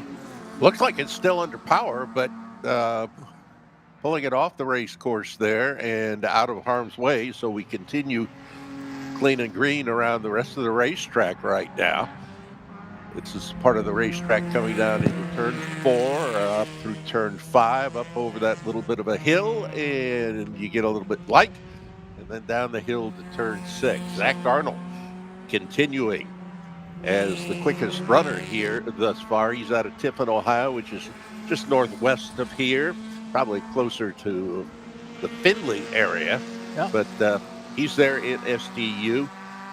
He is in his occupation, robotics and automation, which just goes to show you got students, you got, in other words, a lot more smart people that are in this room. That's right. That's right. So, I don't know. I've been able to find a way to be at a racetrack on a bunch of weekends this year. I think I'm pretty smart just to be able to make that happen. Yeah, I know what you mean. I know what you mean. All right, Todd Clark's now up to 3rd overall. And he is your fast car in Touring 3. So, he is on the move here. Brian Dombrowski, your 2nd fastest car in Touring 3. Your fast car in Touring 4 right now is Matt Spacuzzi. He is in a Mazda RX-8. He's up from Waterford Township, Michigan. Your Waterford Hills racetrack, one of my favorite places out there. Cool little racetrack. 18 minutes still to go in this session, so lots of time for things to heat up here. About as perfect weather as you're going to get for May in Ohio. It was supposed to be around 80 degrees today. Let me see where we actually got to here. If I can get my computer to talk to me properly. And whatever it is, it'll probably be humid, even hotter in the race around 4 o'clock, 5 o'clock this afternoon. Okay.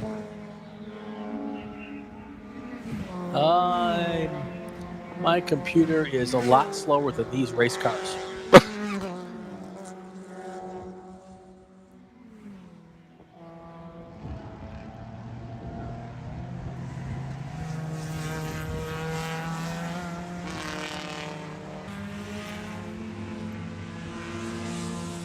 What is the number 31?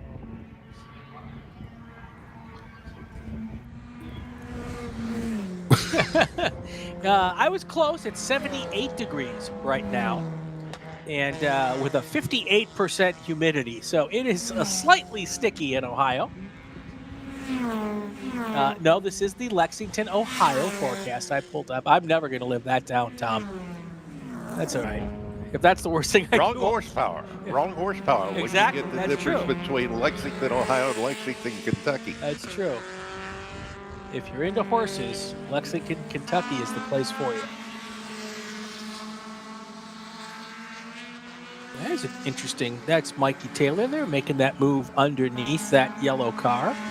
Now, the yellow car that was at the top of the hill, I don't know if it's restarted or not, but I don't see it where it was originally parked. So they've either pushed it out of the way or they let him figure it out and turned around and he's gone. Or they may have let him go around the backside. Oh, can you go that way all the way around from there? Yeah. Okay. So that could be also a possibility. The problem with that is if you get stuck and if the car dies, but nobody might know you're back there. Yep. So,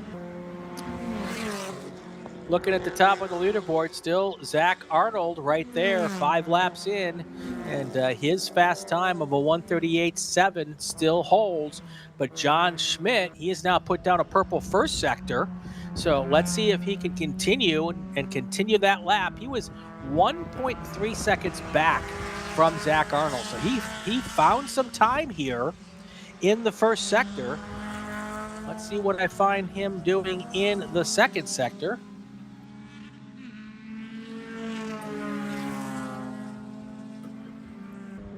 If you want to see these sector times, you can go to SCCA.com/live. They have an expanded timing and scoring system, and you get to see the breakdowns of the sector times, the speed trap times, and all of that. So now you want to put that up on a monitor other than the one that you're watching us, because you can't go away from what we're doing. That would be bad. If you haven't already, hit the like button. If you haven't already subscribed, why? That would be, I don't understand that. So hit the like and subscribe button. We would appreciate that. This is what I like to call people out, Tom, because if there's fewer people who have liked than are watching, then I know that some people haven't hit the like button yet. 14 and a half to go. Now, speaking of that yellow car, there is a yellow car in the pits. That's the number 96 Mustang of Matthew Miller. Okay. Whether that is the same car, it's just down to our right here in the pit area. This is kind of one of the more unique pit areas in that you come in, you go downhill, and then some of the pits, if you're using the full length of the pit area, it's uphill, and it can be a little bit tough. Yeah. If you're having problems out there. All right, so there's 220 watching live, and only 44 people have liked, Tom. That means 170 some people have not hit the like button. What, do you not like us? Don't answer that. Well, those are my 40 some people. Oh, there you go. Yeah. There you go. Let's check to see who's in the chat with us today. I haven't done that in a minute, so let's check that out. Where is our chat? There we go. Let's see. Tom Madsen is here. Is there a place to see the results for the earlier sessions? Yes, actually, Tom, I believe, actually, I don't believe. If you go to SCCA.com/Super Tour and click on Mid-Ohio, all of the results for all of the sessions are there. So that's another place you can go. Friday afternoon shuttle from Tom Madden, Nicole Cooper Cephalo. Let's go Planet Miata. Let's see. Will Ringdon is here. Great coverage. He is part of the streaming group AMP. There you go. Love that. Jazzbro is here. Nicholas Lang. So there's all the people in chat right now. We have a new top car. David Fiorelli in a Ford Mustang. His fast lap now a 1:38.432. So he is your new provisional pole sitter here with 12 minutes to go. I don't think we've taken our break yet, so let's do that. We're going to do a call to grid. We'll take our break, and then we'll come back to the rest of this qualifying session. Attention to the paddock. Attention to the paddock. Group number 5 to the grid. 5 to the grid. This is the big board group. A sedan, GT1, GT2, GTX, Touring 1, and Touring 2. Group 5 cars to the grid for your qualifying session.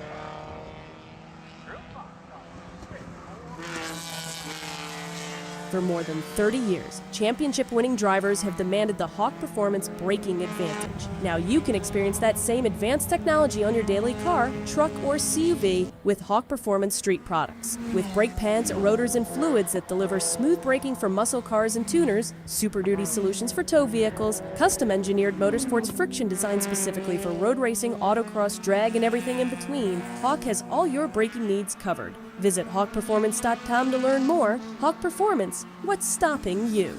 Tire Rack was established over 40 years ago by an SCCA member with a passion to find the right tires, wheels, and now brakes and suspension products for racers and enthusiasts on both street and track. As official tire retailer of the SCCA since 1995 and sponsored the Runoffs Pole Award, along with the National Solo Program, National Time Trials Program, and Track Night America, Tire Rack is proud to support the SCCA and its members as they go have fun with cars. For more than 100 years, Sunoco, SCCA's official fuel partner since 2001, has been fueling victories on and off the track, which is why Sunoco has trusted the fuel over 50 series of racing, driving, and winning, including the SCCA National Championship Runoffs, SCCA Pro Racing, Trans Am, and NASCAR. To find race gas near you, visit SunocoRaceFuels.com or call Sunoco at 800-RACE-GAS. Hoosier Racing Tire is proud to be the presenting sponsor of this year's Hoosier Racing Tire SCCA Super Tour. As the world's largest race tire manufacturer, Hoosier has been at the forefront of motorsports innovation for more than 65 years. From local tracks to the global stage, Hoosier is dedicated to delivering high-performance tires that meet the demands of champions. Whether you're a seasoned competitor or an aspiring racer, Hoosier tires are engineered to help you push the limits. For more information, visit us online at HoosierTire.com or visit us trackside, and remember to connect with us on social media. If you like what you see today, become part of the action by joining the Sports Car Club of America. Whether you want to drive, flag, organize, officiate, have fun with cars, or meet 65,000 enthusiast friends, SCCA offers plenty to feed your motorsports obsession. Ask someone trackside about how to get involved or visit SCCA.com for more information. It's the 2025 Hoosier Racing Tire SCCA Super Tour, the premier amateur road racing series bringing together top SCCA road racers from across the country. The Hoosier Super Tour visits some of the greatest tracks in North America, showcasing each of our 23 car classes. From production to GT cars, prototypes to Formula cars, the Hoosier SCCA Super Tour packs a ton of wheel-to-wheel racing action into every event.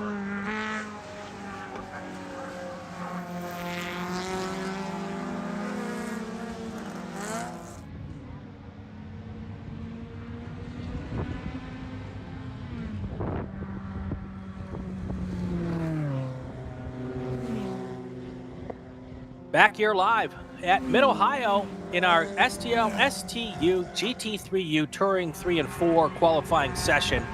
And it is about 8.5 minutes to go here on our clock here before we wrap this one up. Right now, Nick Heyman is our top car. I actually walked past this car this morning, and this is an actually gorgeous Nissan 370 Nismo out of Elkhart Lake, Wisconsin. I bet you he's going to be at the June Sprints. If not, I mean, he's going to have to commute, probably walk there from home. David Fiorelli, your second place car now. He is 1.2 seconds back, but interesting in this one is that the T3 car really should not be faster than an STU car. But he's got that Nissan really hooked up here as he now takes the provisional pole. Looking at, let's look at all of our classes and let you know who is where. We've got two cars in GT3U this weekend, Paul Young and Jamie Hausman, and one is in the Ford Probe. We don't see many of those. That's Paul Young. He is your fast car. Hausman is your second fastest car. In STL, Nick Leveroni, he is often the fast car at STL. He is today. And he's got right behind him Mike Taylor, James Eben, and Max Stallone. That's your top four in STL. In STU, David Fiorelli, your fast car in that Ford Mustang, followed by Zach Arnold, John Schmidt, and Eric Feist. And then looking at Touring 3, we were just talking about him, Nick Heyman, your overall pole sitter, and your top car in T3, Brian Dombrowski, your second fastest car, followed by Todd Clark and Philip DePippo. In T4, Matt Spaguzzi, your fast car in a Mazda RX-8. It's the Mazda show here, the top four. Ethan Barker is second in an MX-5. And then you got Mark Cephalo. He is your third fastest car. He is also in an MX-5, followed by Aiden Rose. Your first non-Mazda, that would be Chip Hare. Chip Hare in the Toyota 86. He is your fifth fastest car in T4. That's how they stack up right now. 6.5 minutes to go. These cars will qualify again tomorrow morning. Temperatures tomorrow morning now for this group will be late in the morning. So I don't know that the temperature will help these cars as much tomorrow as it will for the earlier groups who are going to go out at 8 o'clock in the morning on a nice cool morning. Oh, got trouble here. That is Mikey Taylor, who did not negotiate turn 4 as well, or turn 5 as well as he would have liked to. So he went off. It didn't look like he hit anything, so just gets back on the racetrack, regroups, contemplates his life decisions, and moves on. There he goes, easily through. He'll get himself back up to speed. Gonna have to get all the grass off those hot tires. Take him probably a lap to get everything cleaned up, and then he'll move on from there. Coming up on 5 to go here.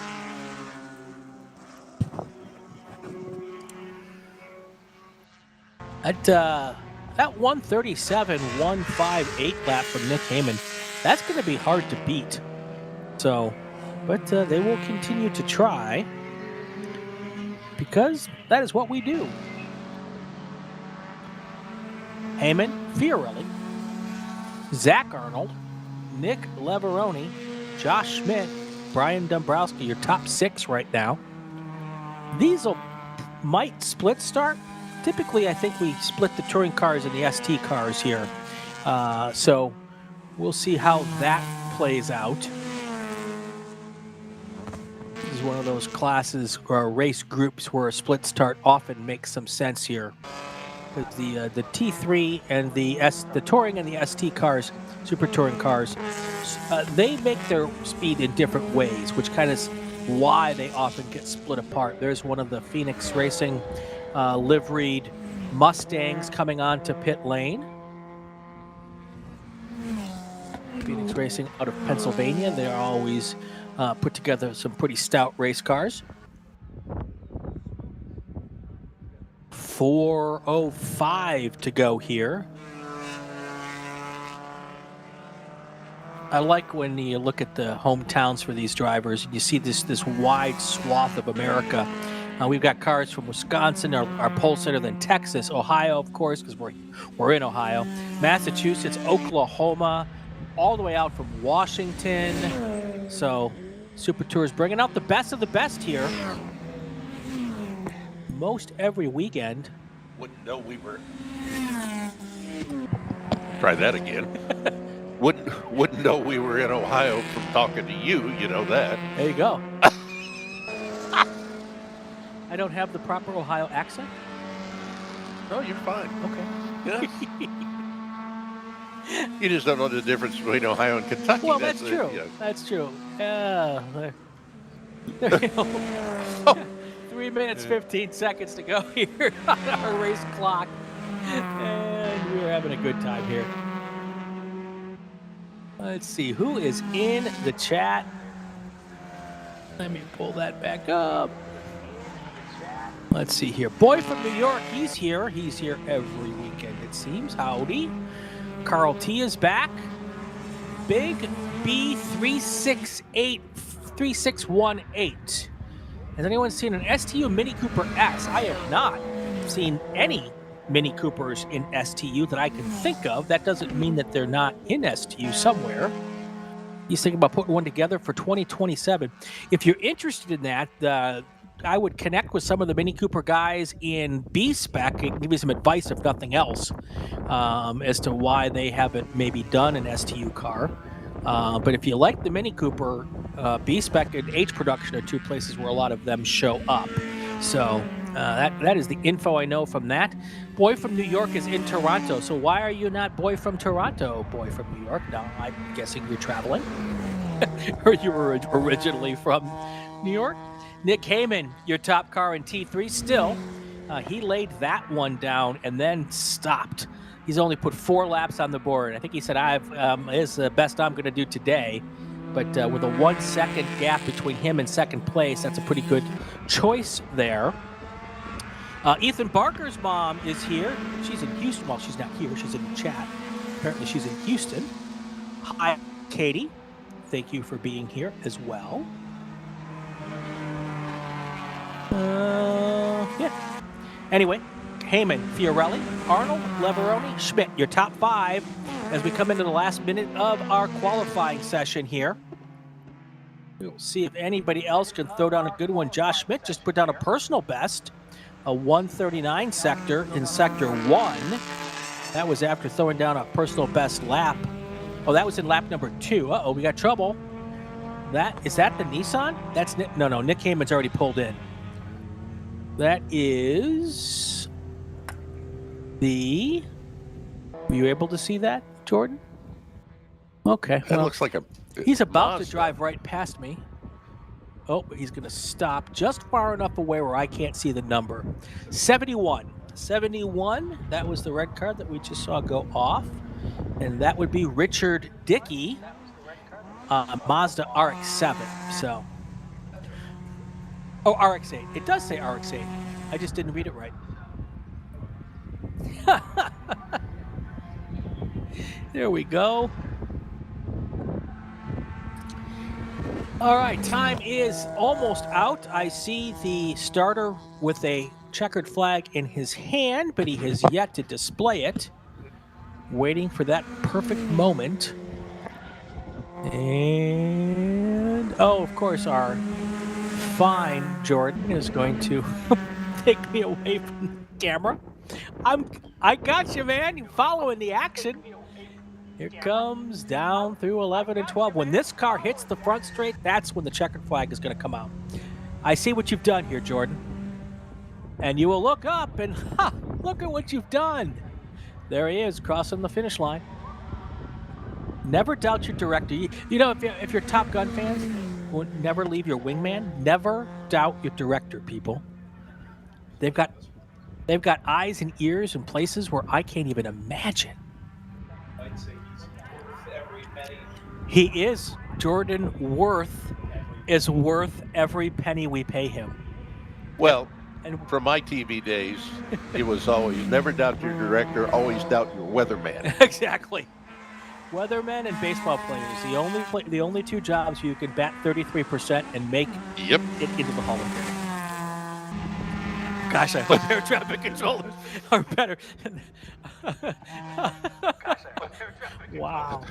I can't believe it. All right, let's go through our top 10 before top 5 in each class here. In STU, in GT3U, we've only got 2 cars, Paul Young and Jamie Hausman. Those the order there. STL, your top 5. Nick Leveroni, James Eben, Mike Taylor, Max Stallone, and Jackson Wolney, your top 5 in STL. STU, your top 5. Or top 4, David Fiorelli, Zach Arnold, John Schmidt, and Eric Feist. Moving down to turn 3, your top 4 there. Nick Heyman, Brian Dombrowski, Todd Clark, and Philip DePippo. And then your top 4 in turning 4. Max Pacuzzi, Ethan Barker, Aiden Rose, Mark Cephalo, and Chip Herr. That's how they stand right now at the end of qualifying session for Group 4. Well, let's do a call to grid.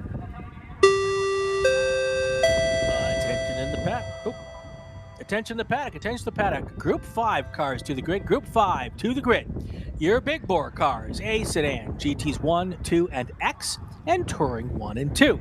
Group 5 to the grid for your qualifying session.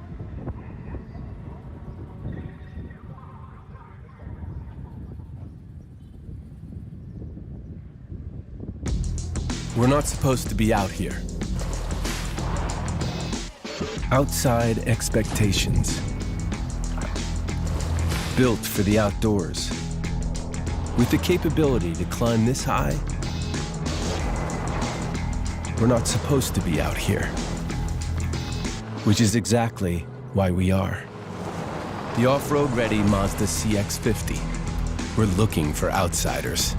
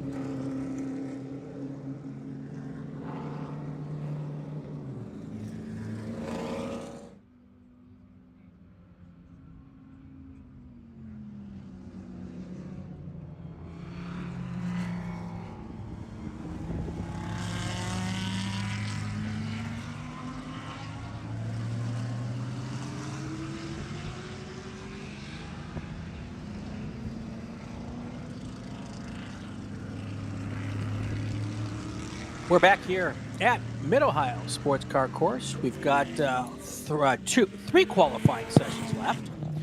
Group 5 is up next. This, of course, is GT1, 2, GTX, Touring 1, Touring 2, a sedan. 25 minutes of big bore qualifying action, and they're already on it pretty hard here, going into turn 5 here the first time at speed.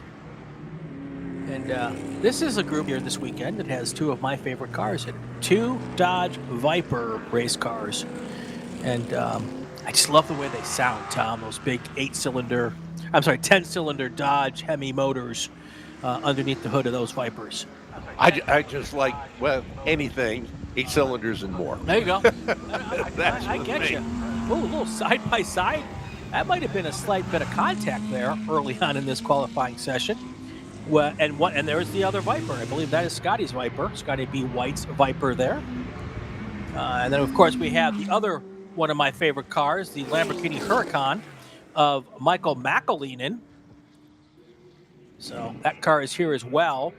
The McAleenan car is our sole GT1 car. No, there's another GT1 car. Brian Scheibel's here with his GT1. Oh, there's a couple of them this weekend. I apologize. Dan Spear is here. And I believe, actually, we have 4 or 5.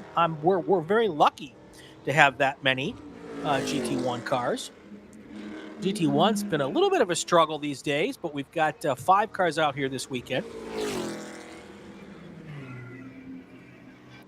As all these big bore cars come past us on the main straight for the first time here, and it just if this car, if that sound doesn't get the hair on the back of your head to stand up, folks, you are probably not into motorsports. 21 minutes early, so one good lap in.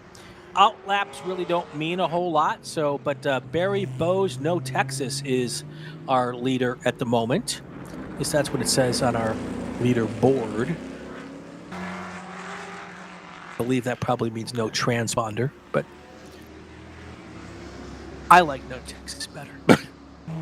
One of the cars I'm going to be watching is that number 50, the GT2. Tom Patton there. That is one of the older cars, 1967, a Sunbeam Tiger. There you go, Tiger Tom Patton. He is 73 years old and was the 1999 GT2 runoffs champion. There you go. Tiger Tom's been around this sport for a very, very long time. If there are living legends in the SCCA, Tom, Tiger Tom Patton would be one of them. So, just keeps coming out here every week. The number 33 car is now heading out onto the racetrack. That is, as I scroll through here to find it, 33. is William Moore. Things are swapping and popping around here so fast, I'm having a hard time. There he is. That's the GT2 Camaro of William Moore out of, much to my chagrin, Falls, Ohio. 20 minutes to go here. Michael McAleenan pops right to the top of the leaderboard on lap number 2 with his Lamborghini Huracan GT3 Evo. His lap of 1:33.9. Did not get qualification, and he's putting down more purple times, by the way. So he's probably going to best his fast lap on the next lap, number 3. So, and actually, he absolutely did.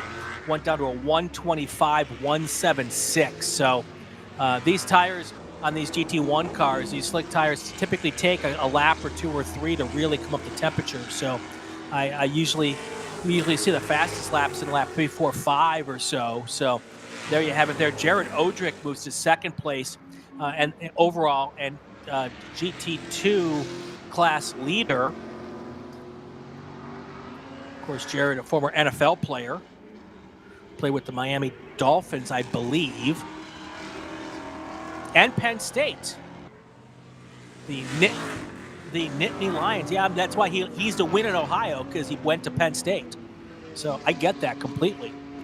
So Erwin in the chat. Tom Madsen says, "Go Dan Spear."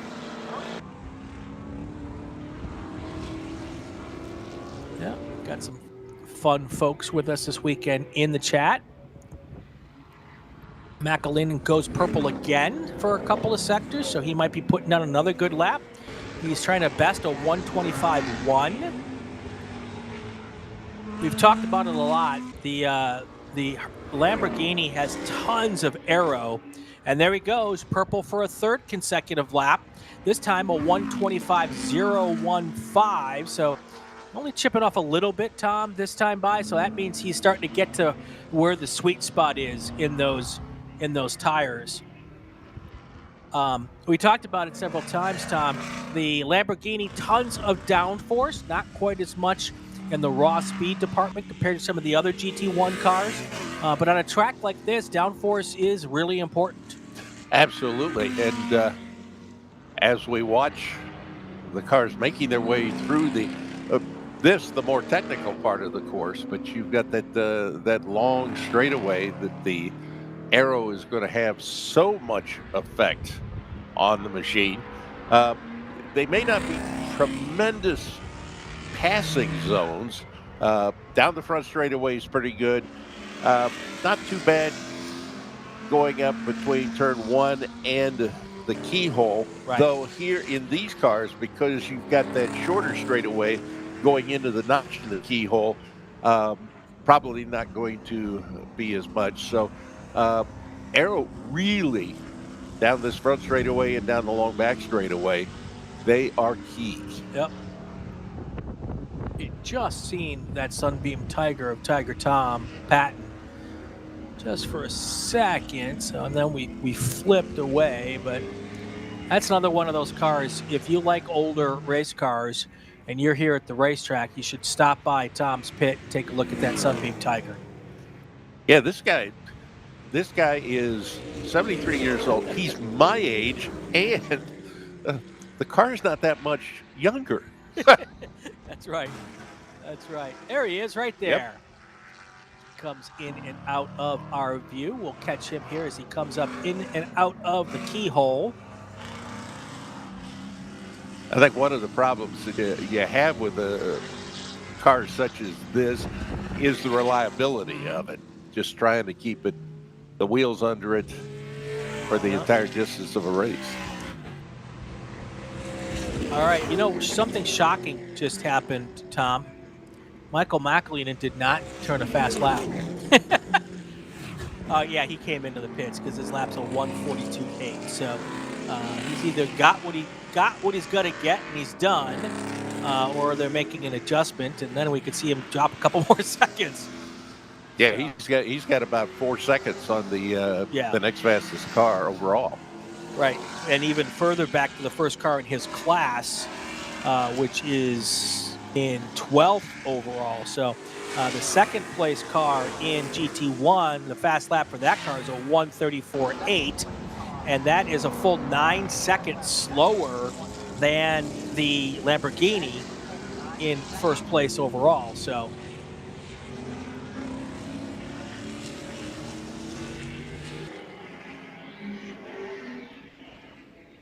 another car that would probably be vying for the top spot in GT1 would be Ryan McManus. He's only dropped two laps so far, and one of them at a 1:49. So there's definitely something funky-dunky going on with that car.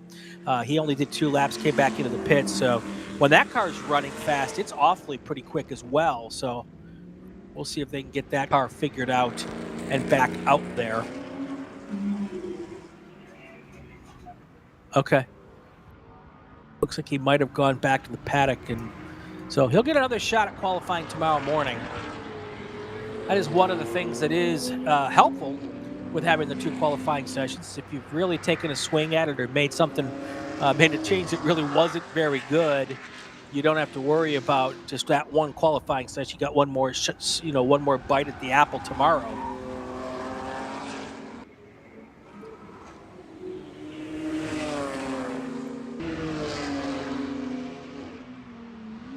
So after this, 2 more qualifying sessions before we end our day today. We open up tomorrow at 8 a.m. Eastern Time. You want to make sure you set your alarm clock for that. Pour yourself a nice big cup of coffee and come out and watch qualifying number 2 tomorrow morning. I will be here happy as a camper with probably double fisting cups of coffee at 8 a.m. And we'll get that going. And I'll be all jacked up on caffeine by the time we go racing, Tom, just before lunch. And I'll be like the Energizer Bunny. Yeah, I never got into coffee. Well, good for you. but unfortunately, I got heavily into caffeine. Oh, okay. And so it looks like one of the Vipers is making its way onto pit lane, as well as one of the Mustangs as well. Yeah. Pretty certain that Viper is Scotty B. White. It's the 51 car.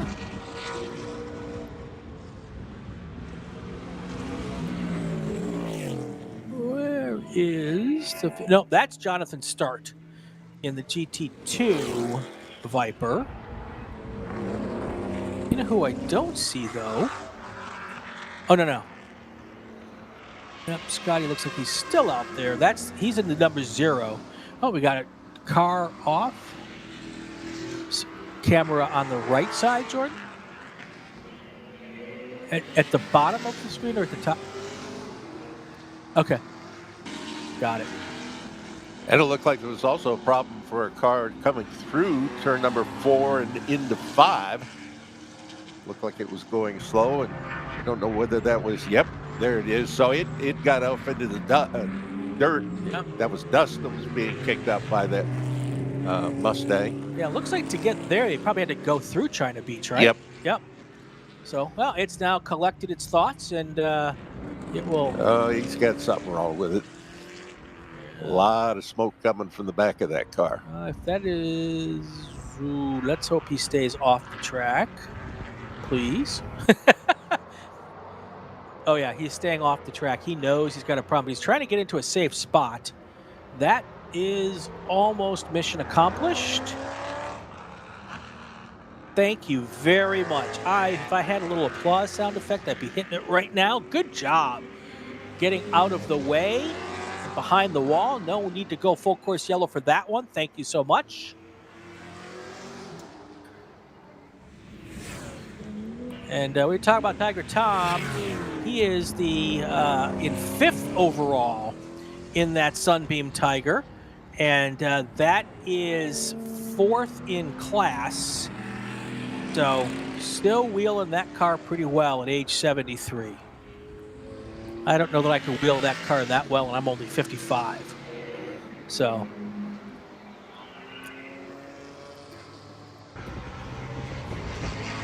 With McAleenan, Odrick, Bose, Austin Jers, Tom Patton.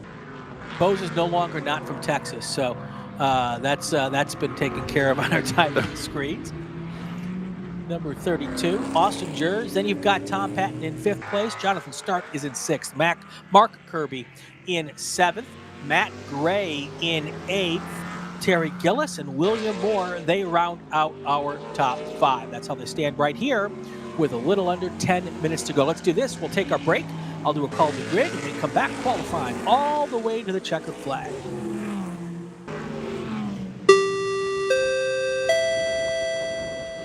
Attention in the paddock, attention in the paddock. Group 6 to the grid. Group 6, Spec Miata to the grid for your qualifying session. Group 6, Spec Miata to the grid. Stay with us, everyone. We're back in just a minute. Hoosier Racing Tire is proud to be the presenting sponsor of this year's Hoosier Racing Tire SCCA Super Tour. As the world's largest race tire manufacturer, Hoosier has been at the forefront of motorsports innovation for more than 65 years. From local tracks to the global stage, Hoosier is dedicated to delivering high-performance tires that meet the demands of champions. Whether you're a seasoned competitor or an aspiring racer, Hoosier tires are engineered to help you push the limits. For more information, visit us online at HoosierTire.com or visit us trackside, and remember to connect with us on social media. Mazza Vineyards is the exclusive sparkling wine for podium celebrations at the Hoosier Racing Tire SCCA Super Tour, SCCA Runoffs, and Tire Rack SCCA Pro Solo. Celebrate your racing weekend with Mazza Vineyards and learn more at enjoymazza.com. Tire Rack was established over 40 years ago by an SCCA member with a passion to find the right tires, wheels, and now brakes and suspension products for racers and enthusiasts on both street and track. As official tire retailer of SCCA since 1995 and sponsor of the Runoffs Pole Award, along with the National Solo Program, National Time Trial Program, and Track Night in America, Tire Rack is proud to support the SCCA and its members as they go have fun with cars. Ready for a new race trailer? Bravo Trailers is the exclusive partner of the SCCA. Owned by longtime SCCA racers, Bravo Trailers work better, load easier, and tow better because they build them with the racers in mind. Visit bravotrailers.com to see your new trailer in aluminum or steel. Summit Racing is a proud partner of the SCCA and its nearly 70,000 members. Get more bang for your buck at summitracing.com. Choose from millions of in-stock parts from over 1,500 name brands. Parts for racing, street performance, trucks, plus tools, accessories, and more. Shop anytime, anywhere with the Summit Racing app. Did you know SCCA members can save $20 on every track night they sign up for? That's right. Track Night America, driven by Tire Rack, now hosting 150 events at more than 30 tracks across the country, is the easiest and most affordable way to get you and your friends on track in street cars all year long. Visit tracknightinamerica.com to learn more and get yourself on track. Hagerty is the official and exclusive insurance partner for SCCA. Hagerty provides affordable off-track insurance protection for motorsports vehicles while in the paddock, in transit, in storage, and at the shop. They provide guaranteed value coverage and even have protection for your trailers. SCCA members can save 5% on insurance through Hagerty. Hagerty, let's drive together. Learn more at Hagerty.com.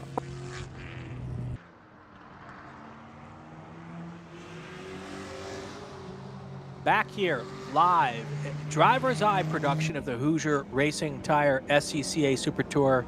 I haven't asked my friend here at DriversEye if he's planning to sue Fox because they now have a camera that they call DriversEye. Well, we got to change that because you'd be rich. Ah, darn it. Anyway, first time I saw it, I'm like, wait a second, that's us. Anyway, Tom Michaels is here. I almost called you Brian Michaels. One of my best friends is Brian Michaels.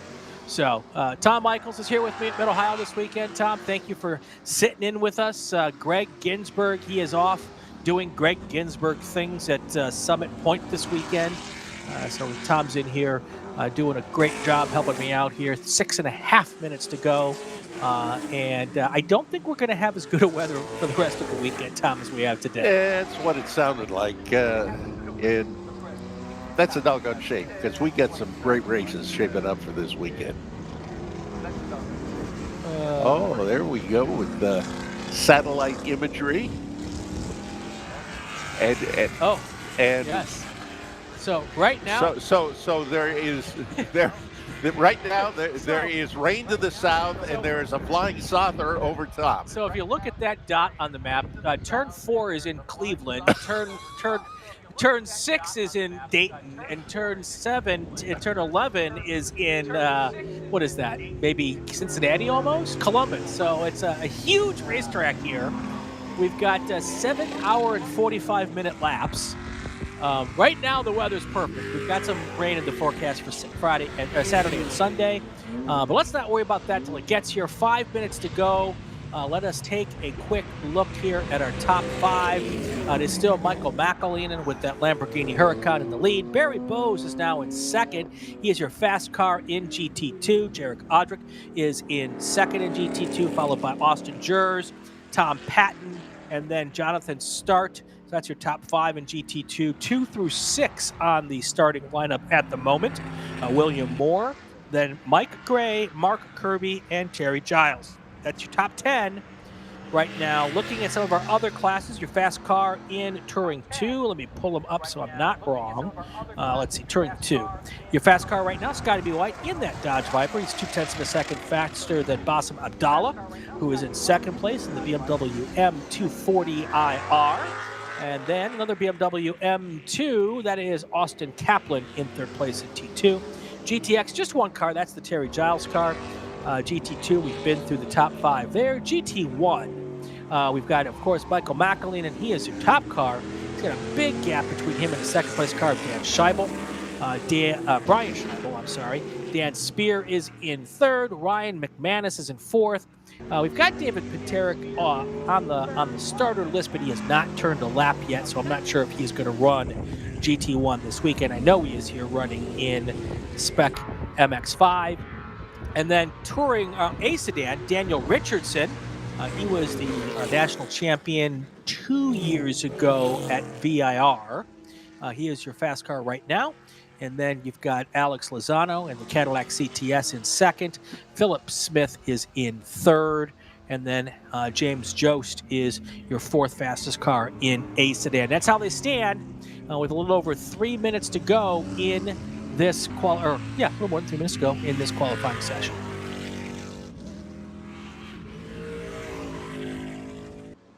Jazz Bros looked ahead. Sunday weather looks good. Maybe some stray showers in the morning. Lots of wind tomorrow. Yep. It wouldn't be a Super Tour without some funky weather. No. Wouldn't be a race at Mid-Ohio without some funky weather. There you go. There you go. Tom's, of course, part of the standard Mid-Ohio announce team. He's here for all the races that aren't Super Tours as well. And Northeast Ohio does a bunch of races here at Mid-Ohio. They're our host region this weekend. I want to thank them. All of the volunteer workers, from the people on the corners to the guy in our start stand. We've got tech inspectors, timing and scoring, registration. And Tom, the minute I start running through the list, I forget somebody. And then I get reminded, and then I have to apologize. But I'm sure there's somebody I'm forgetting. There's some great folks downstairs dealing with our results and score and getting those sheets ready for the racers as well. And just a ton of people that we need to be able to do that. If you want to become part of the action, go to SCCA.com, find your local region, sign up for a race, come on out. We'll teach you everything you need to know. You don't have to know how to do anything. We'll teach you right from the start. And we'll find a specialty for you that I'm sure you'll be able to fall in love with. And be out here with us every race weekend. And there's pretty much something going on every weekend of the year for the SCCA. Maybe not Christmas weekend. Yeah, when I started the SCCA back in the 70s, the first thing I did was as a course marshal for some of these races. And I'd take my car out there and I'd get the hook on and pull the dead soldiers back on around here after a session or whatever the case might be. So there's so many different things here. And in Ohio, there's so many different regions. The Ohio Valley region putting on this race this weekend. So many great people that I've had a chance to meet from that group, which is basically centered in Columbus. But I may have said Northeast Ohio region. Did I say Northeast Ohio? I think you might have. You might have. I'm sure some of the folks are here helping out. Oh, absolutely. And because it takes a village to raise an idiot, and it takes a whole lot of people to put on a race. And these are wonderful people that you get a chance to work with. Some of my best times were being a part of. In my case, it was the Northwest Indiana region of the SCCA. Nice. All right, under a minute to go here. We'll wait for the checkered flag to come out, and then we will start giving you the rundown of what has happened here as far as the classes go. There was a car, looked like it was tucked behind the fence there on that last camera shot. I won't make Jordan go back to that, but there might be a little bit of cleanup after this race, so it might need just a slight. Yes, I'm seeing a car off to the right there by the fence. That's one of the That's a safety truck. trucks. Okay, I don't know why that just today was this session was the first time I saw that car. Okay, I've been corrected. And there's a safety truck and a truck. Yeah, there those too. two I've seen before. I'm getting trolled by my co-announcer here. I love it. Love it. All right, checkered flag should come out on the start-finish line. Never been accused of being a troll before. Well, sometimes the shoe fits, Tom. It's all good. And the checkered flag is going to be in the air right now for those two cars as they come across the line. I believe that's Barry Bowes is the second car across the line. It is in that Ford Mustang. And that was 129, so that was not his fast lap. But he is your second fastest car. If we were to race based on this qualifying session, Barry Bowes would be on the outside of row number 1. So give just a couple of seconds for some more cars to cross the line. While we're doing that, let me do a call to grid here.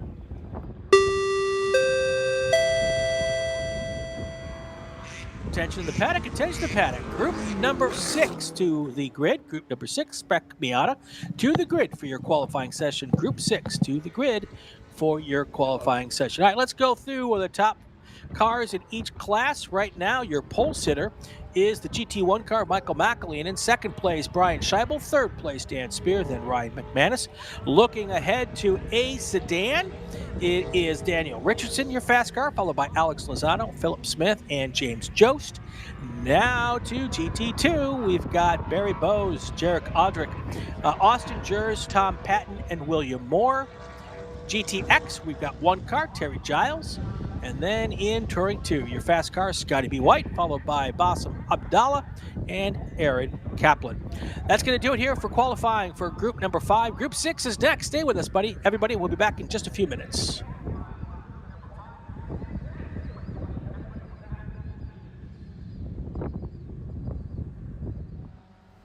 Mazda's been very supportive of racers within the SCCA and all the other grassroots organizations for many, many years. Really, their support for racing and our type of racing is unmatched from any other manufacturer. They've been a great partner for many, many years. Mazda, hands down, is the best company to work with for sports car racing. Factory support is second to none. It just feels right. You feel connected. Picture your perfect garage. How many cars are in there? Great, great. Now picture reality. How many cars can you actually have? Me too. With SCCA Club Spec, one car becomes your daily, your track car, your autocross car, even your time trials car. S197 Mustang if you like V8s and torque, NC Miata if you like compact and agile. SCCA Club Spec, spirited dailies, competitive race cars. Learn more at scca.com.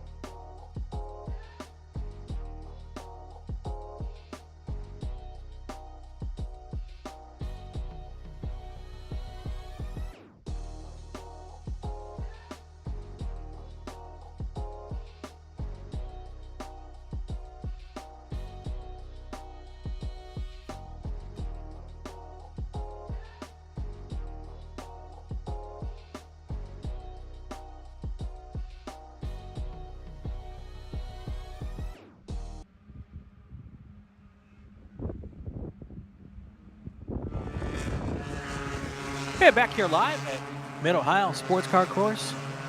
Let's see, Tom O'Gorman. Tom-O in the chat. Hey, Tom, how are you? James Freiberger. There you go. We're flying through here, our qualifying for the day. And it is Spec Miata up next. This is I think our largest group of the weekend. We have 39 cars registered. We'll see actually how many take a qualifying lap, and about 28 of them seem to be in that shot right there. This is a drafting class. That's how we go fast. Let's go Ken and Jason. That's from Dave Sutherland. James, I will try to give you some car numbers.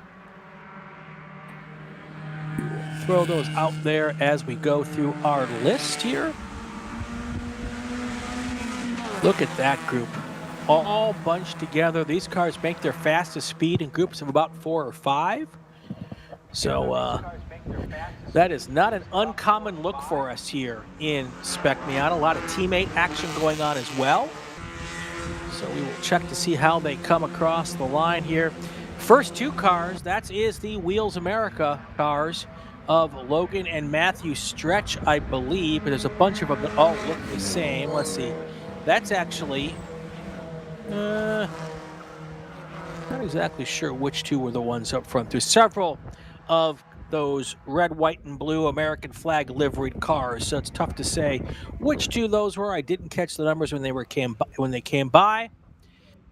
How has the new China Beach been affecting things? Any significant change? Well, Tom, we've had several cars go through China Beach, but not get to the other end of China Beach, which is the whole reason for the changes. They also did not end up being have any kind of upside down rollover action, also something we've seen at China Beach.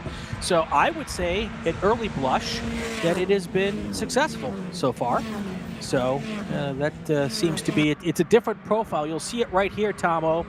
You can see how it no longer goes wildly downhill like it used to. They've definitely filled out that area, and there's big old sand trap there. So Bradshaw Motorsports also shutting out to David Moreno, rocking the Cobalt Racing brake pads. Okay, cool enough there. Waiting for our first full lap at speed to finish up here. This is this first gaggle of cars coming through turn 9 now.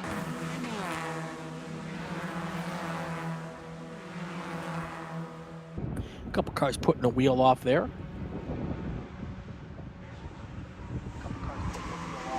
Fun to watch these Miatas where they're all bunched up together. Just basically a snake of Mazda madness here. Here they come across the line for the first time. And we will get some timing and scoring data here. And your first fast lap comes from Alexander Doss. And he has got a lap of 1:44.073. Will Dodd second fastest. Max Stallone third. That might be Stallone and Stretch as the 2 cars hooked up together there, up at the front there. But I don't think that 1:44.073 is going to stand. We'll see whether that time stands. Alexander Doss may be able to improve upon that. But that is, as we've learned here over the first groups of sessions here, we've had some fast laps drop down way late in sessions here today. Don't often see that, and I don't know if there's just enough changes on the racetrack that have been made that people are learning the track so much lap after lap, and that's why it's hooking up that way. So now you're starting to see these little 3-car packs develop. Those 3-car packs are typically the best kind of group, 3-4 cars maybe, to make speed in Spec Miata. Here they come across the line again now, and in lap number 3, waiting for some times to pop up here.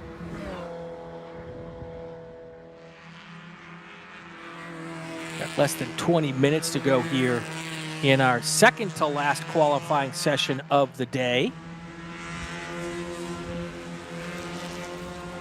All right, here comes that first pack of cars as they come across this time.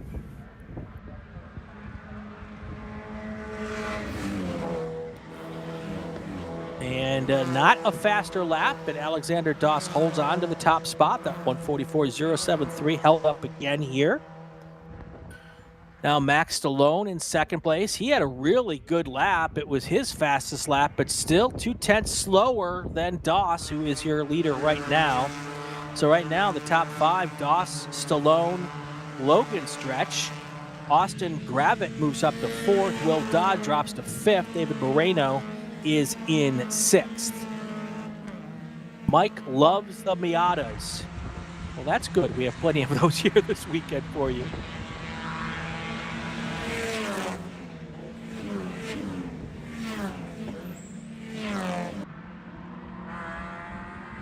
Already hearing about some split starts for tomorrow's racing. That won't affect this group because it's just one class here.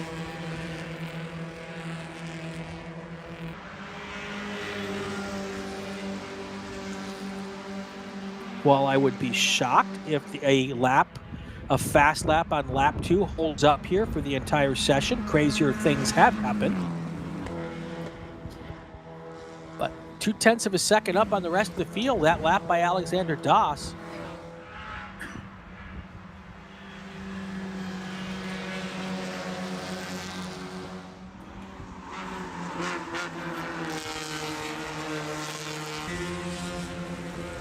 All right, here comes that group of people. Now, the new car up front is the 24 car. That is the Alexander Doss car. And he has crossed the line now with a slightly slower time, but still enough to keep the lead spot. But Will Dowd and Jonathan Davis, a whole bunch of cars have leapfrogged to the top of the leaderboard right behind your fast car. And Will Dodd only 9/1000ths of a second slower than Alexander Doss's time. And he put that time, Doss put the time down in lap 2. So Will Dodd's tire's starting to come in as well. Jonathan Davis also leapfrogs up to 3rd place. Zach Ehrlich is now in 4th.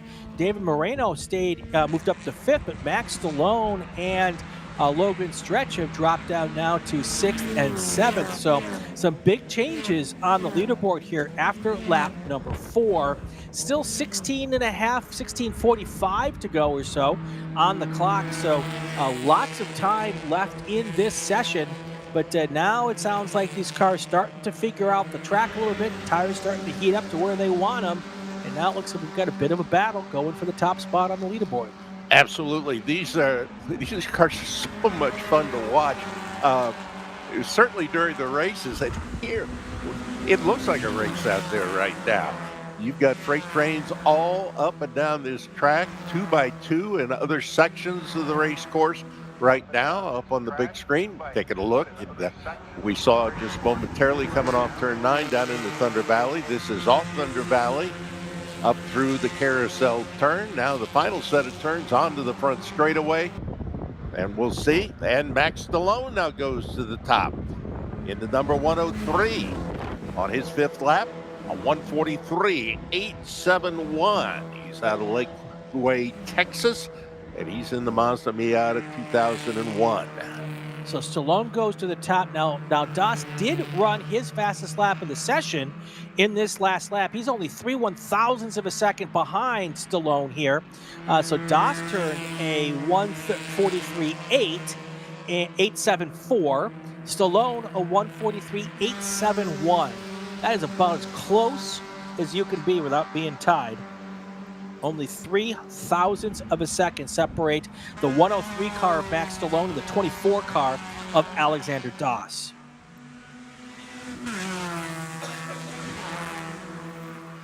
Then you've got the Zach Ehrlich in the 180 car, Dave Moreno. He's in the 15 car with Will Dodd in the 11 car. And we've got a car off down in China Beach, able to make his way back onto the race course. Try and pick it up as it comes around. Appears to be an orange machine. Couldn't pick up the number as it came by. That is the 81 car. And the 81 car belongs Max to Ehrlich. Max Ehrlich, yeah. Now, the one thing, Tom, maybe you correct me if I'm wrong, it used to be a trip to China Beach, if you didn't make it all the way through, was a tow truck involved in getting out. It just depends on how you wound up in there. Yeah. If in your little sideways venture you wound up to the wheel hubs, yeah, you weren't going any place. But we've seen a number of people who are able to just keep chugging, and manage to get out back onto the race course. Definitely today. We haven't had to tug anybody out today. So I don't know if maybe it's a little lower or maybe a little different pea gravel in that they've put in there. Well, it's definitely not lower. They have raised it there so that it is actually at the level of the racetrack, so you don't have that drop off you had before. But I think they've totally the depth of the gravel. Yeah, you know. I think they've redone that whole thing. Right. So that was part of the redo over there on that part of the race course. And while we were talking about that, Alexander Doss goes right back up to the top of the leaderboard with a 1:43.6.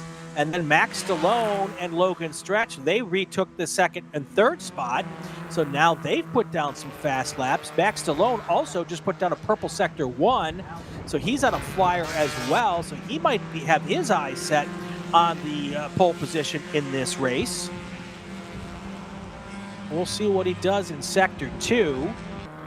If you want to see the timing with the sectors as well, you can go to scca.com/live.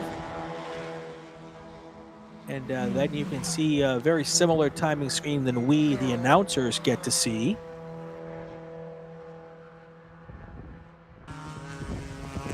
We'll wait for them to come by. We are right at the halfway point. So let's take our break here. I'll do a call to grid. And then when we come back, we'll have qualifying all the way to the checkered flag here. Stay with us.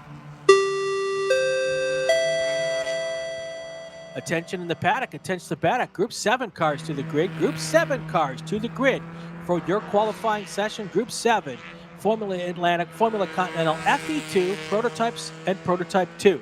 Group 7 to the grid.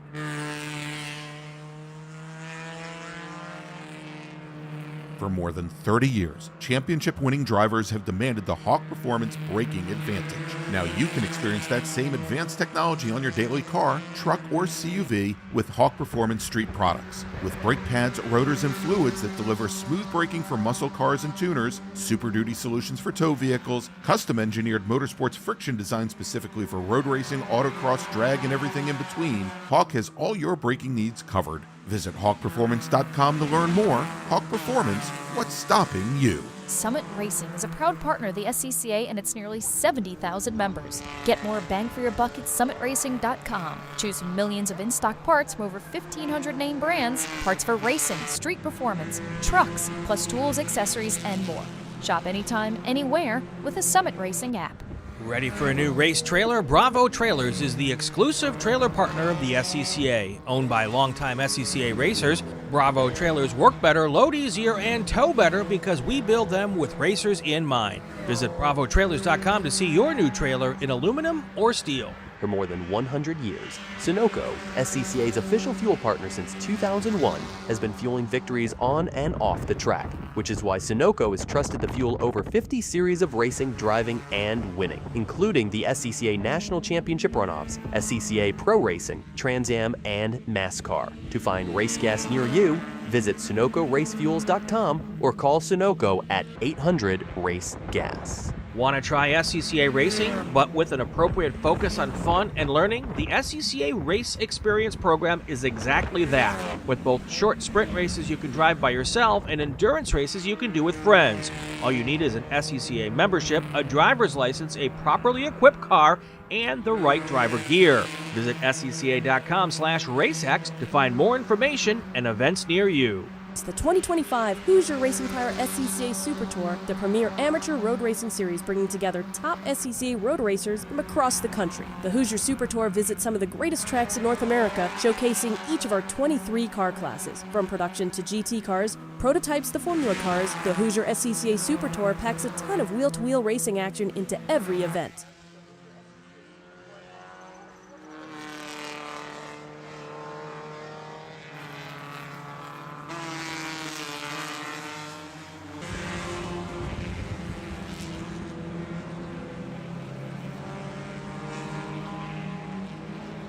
I've been directed by our director to talk about the car that went in the grass, which I didn't see. So apparently, according to our director, a car went off in the grass. 9 minutes, 20 seconds to go. Looking at the top of our leaderboard here as we get to near the end of our second to last qualifying of the day. Oh, someone went wide there. Oh, yeah, definitely. I bet you it was a Miata. Good chance that it was a Miata. Might have been a blue one. It might have been a blue one. I think it was like Robin's Egg Blue. Will Dodd is now our pole sitter. Just dropped a lap of 1:43.4. Logan Stretch just put down his fastest lap of the qualifying session, a 1:43.48. So 5/100ths of a second between first and second place. Jonathan Davis also just put in his fastest lap of the qualifying session with a 1:43.6. So that is a whole tenth of a second between first and third.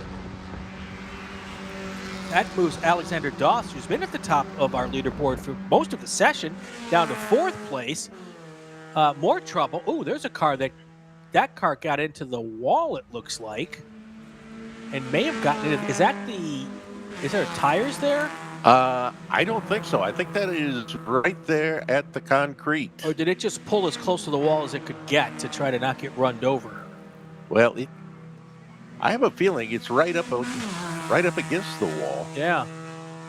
Question is, did it park itself there, or did the driver park there, or did the car park itself there? Doesn't look like too many guys are slowing down to...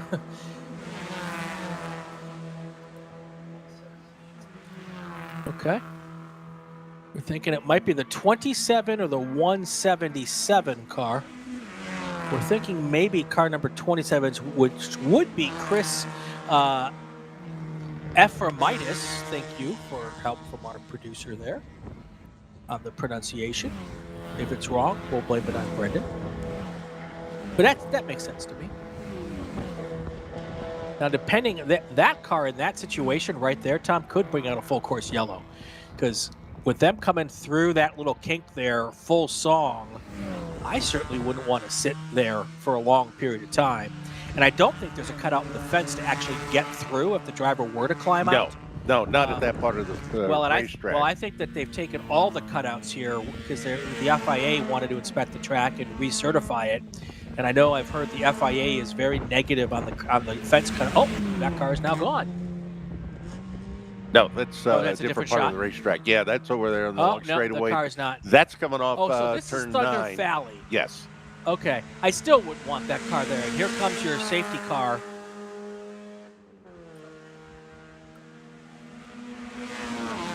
Yeah. And that car, if I'm a betting guy, I'm such a betting guy that I see the I think that this is going to end early. That's my suspicion. Let's wait to see what happens. Let's look at who's at the top of the leaderboard right now. Will Dodd is your fast car at the moment. 1:43.4. Probably won't get many fast laps here because everybody's having to slow down for that section there. So they're probably not going to go faster here. And that pretty much kills any really good, strong qualifying times that people might get here. The other thing with the Flagtronics units as well, Flagtronics will tell race control whether or not the cars are slowing down at all for that section. And here comes, as I was afraid of, I'm seeing the starter get ready for a potential full course yellow. And now I'm seeing the starter pull out a meatball flag with a number board. So we got a lot of stuff going on here. A black flag all is what we're getting right now. So they're going to pull everybody in. And this clock will continue to run during the black flag. Which with 4 and 5 minutes left, I don't know how quickly they're going to be able to tug that car out of there. So I don't even know if this is a situation. A lot of times we have drivers who overdrive a yellow flag, and and that is why they end up having to go full course. Just where that car was, I don't think there's really any way to not go full course yellow in this particular situation. So I'm going to guess that we're going to get all these cars in, and then we're going to throw a checkered flag here. The reason they didn't checker this session is because then everyone would go around one more time. So this eliminates that happening. So my guess is that as soon as all the cars end up on pit lane here, we're going to get a checkered flag and end this session, which is unfortunate. If that happens right now, your top 10 would be Will Dodd and Logan Stretch on the front row, followed by David Marino, Jonathan Davis in row 2. Alexander Doss, who is at the top of the leaderboard most of the session, will be at the inside of row 3 with Max Stallone. Then you've got Frankie Barroso, whose mom brought us a box of some of the best pastries and cookies. Maybe throw that box up here in a second, Jordan. Zach Ehrlich, Frankie and Zach will be in row 4. And then in row 5 right now, we'd have James Newell and Justin Gravitt. So that's how they would start if we don't go back to, well, we're also going to have a qualifying session tomorrow, so we could have some changes there. But if that weren't to happen, and I'm looking to see if anybody here is just going to the pits and skipping the idea of going back out. And a lot of cars have done that. And I'm going to guess that some of these cars, after they check their tire pressures, Tom, will just go right into the pits as well and not even worry about coming back out here. So, yeah, we've got less than 3 minutes on the clock as it sits right now. You could get something done if they went almost immediate green, but they're not going to do that. Here comes our starter to the other set of the start stand with the checkered flag in his hand. And the checkered flag is now in the air to end the session. Since we've already been through our top 10 here, that is going to do it for us on Group 6. So we will do a call to grid and take our break, and then we come back, our final qualifying session of the day. Attention in the paddock, attention to the paddock. Group 7 cars to the grid. Group 7 cars to the grid for your qualifying session, Wings and Things. That would be Formula Atlantic, Formula Continental, FE2, Prototype and Prototype 2. Group 7 cars to the grid.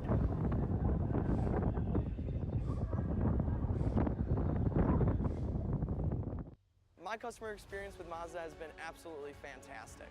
I'm probably not the richest person out here, and they're extremely reasonably priced, and you can buy parts easily, and it's a class that fits both what I want from a racing standpoint and what I can afford. We got into Mazdas largely just because it's a fantastic platform, and Mazda Motorsports has some of the best support for the grassroots racer in parts and technical advice and everything else, so they make it easy for us to run these cars.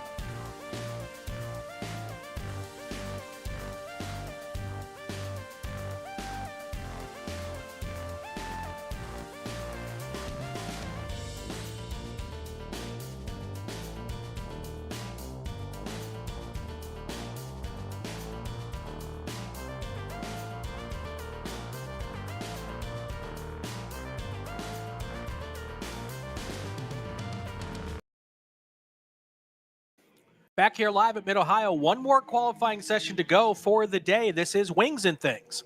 Formula is Atlantic Continental, FE2, Prototype, and Prototype 2. 25 minutes of action before we wrap it up for the day here at Mid-Ohio.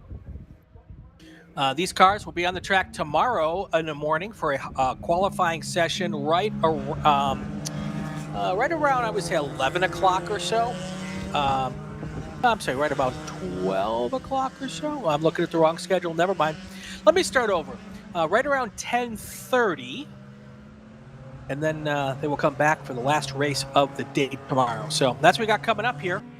And on the entry list for this group, we've got 24 cars registered. So we'll see who all is here for this qualifying session. Seemed like most of the 25 actually went out on the racetrack. I wasn't counting. We've got a couple of prototypes in the field as you see them slotting on through there.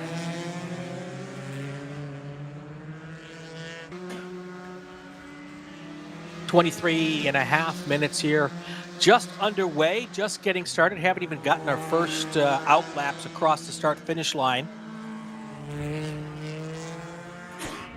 Oh, already have trouble coming out of turn 5. Turn 4, between turn 4 and turn 5. I can honestly say I've done that exact maneuver, Tom, in that exact location. It's not hard to do. There we go. He gets underway nicely. No issues there. No harm, no foul. Getting our first cars across the line. These first laps, of course, as I've said before, don't mean a whole lot because they're out laps. So we'll wait at least one more lap before we start talking about line. But what is it Greg says? The outlap sweepstakes won by Eric Wisniewski with his fast outlap of 1:45.462. Been interesting to see this year, Tom. The FE2 cars have been, in many cases, faster than a lot of the Formula Atlantics. A lot has changed in Formula Atlantic in the last couple of years where they've added some other classes, some other cars to the class. They've tried to slow the Atlantics down a little bit and then given these other cars, more trouble between 4 and 5. Oh, I got a feeling it's a little bit slick out there. Yeah, I don't think know. Somebody dropped something. Dropped a little oil maybe or some coolant. That's the wrong direction. Oh, is he going to make it? Oh, almost. Need a little more gas to whip that around there. And a little more turning radius. Yeah. So anyway, we'll see if that...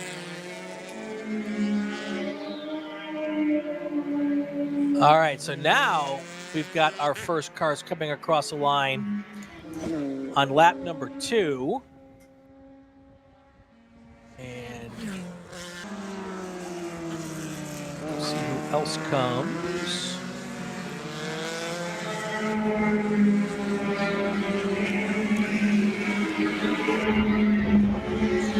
I think they got a combination of maybe a little cold tires, Tom, not being quite ready to put the power down coming out of turn 4 there. So right now, your first actual hot lap of the session. At the top of the leaderboard, a Formula Atlantic, Nico Vardis. He's in a JDR Formula 1000. I just want to tell you some different types of cars now being introduced into the Atlantics. The F1000 cars would fit under that category. Just as I say that, Perry Richardson jumps to the top with a purple lap of a 1:24.6. He is in a stored WF1 prototype. So that would make sense. The prototypes and the Atlantics, in theory, would be the fastest cars out here this weekend. And the car's still sitting there nose first into the guardrail, so I wonder if we don't have reverse on that car. Yeah. So I believe... He hadn't been able to use it for a lap or so. Right. Yeah. It's supposed to have reverse because I believe every one of our cars out here this weekend has to have a reverse gear. That doesn't mean it always works. All right, your fast car in FE2, Eric Wisniewski. He has a lap of 1:27.4. Vaughn Glaze is your first on your first lap. Now second in the prototype class, but fourth overall. Adam Jennerjohn, your fifth fastest car at the moment in his FE2 car. So that's how they stand right now. Waiting for third lap by here. And Nico Vardis has completed his third lap. He's doing, he did great on that lap, a 1:27.8. And then Perry Richardson in the 69 car, he has gone purple again with a 1:22.2, so he's widened his gap. The prototype 4 seconds faster than Atlanta car. That kind of tracks. That should be how that is in the real world. And now most everybody going green again. That's personal best on lap number 3 here. So that is that. And we got a safety vehicle out on course. I would imagine he is headed over to try and get that car, which is to the inside of turn number 4 at the end of the straightaway. Yeah, as Harry Sandorito says, at least on the safe side of Chana Beach. I agree with you there. If you got to park, that's the better place to park. So, no question on that one. 8.5 minutes to go. And they could actually, I think, probably just get the driver out of that car and leave that car there till the end of the session. Oh, I like a little bit of a slower car with people trying to avoid it. So your top 5 right now: Richardson, Vardis, Glace, Wisniewski, Jenner-John. Then 6 through 10, Steve Whitston. Oh, wait, things are changing. Hold on, slow down. Steve Whitston in 6th, Todd Park 7th, Andrew Whitston in 8th, Dexter Zuba in 9th, and Paul Riveras is in 10th. Whitston, both Whitston, Steve and Andrew, also big Formula V drivers as well. I think each of them has a Formula V national championship. I have to go back into my list and look. Pretty certain Andrew has more than one.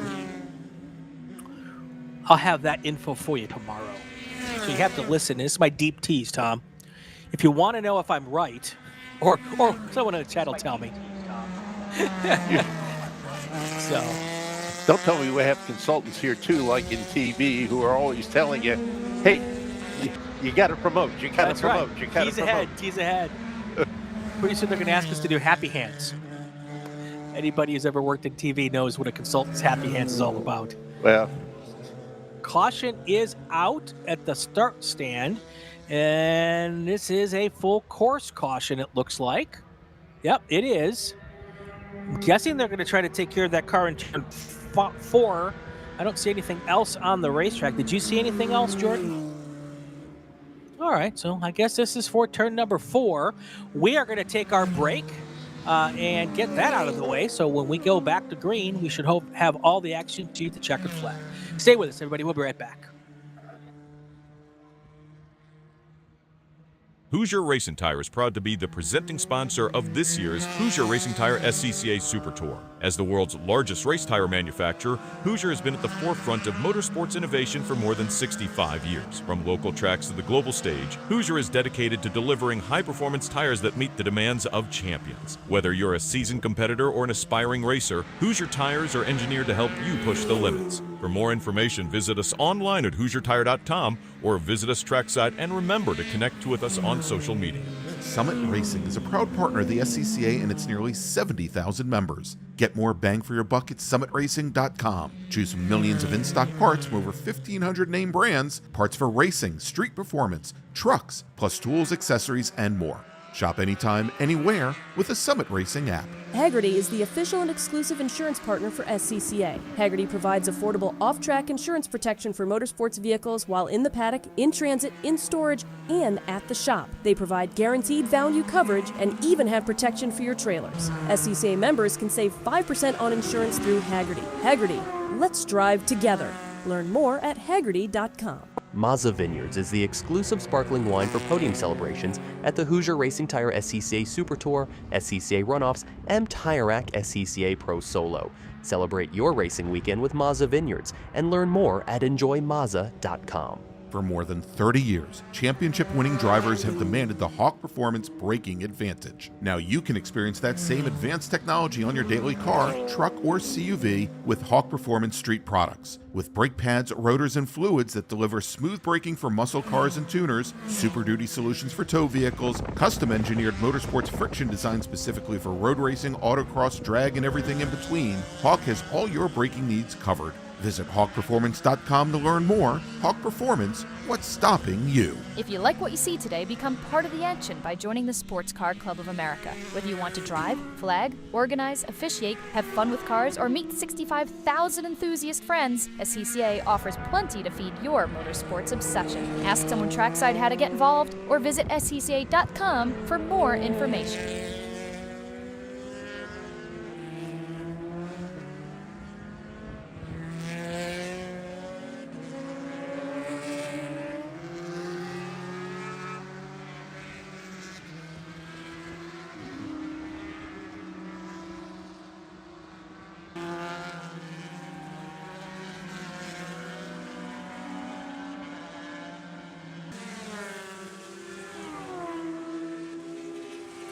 We're back here live at Mid-Ohio. Jordan, can you show me the shot of that turn 4 where we had that car off? It's all clear now. So that must have been what it's for, although there's supposedly a car off in the keyhole as well.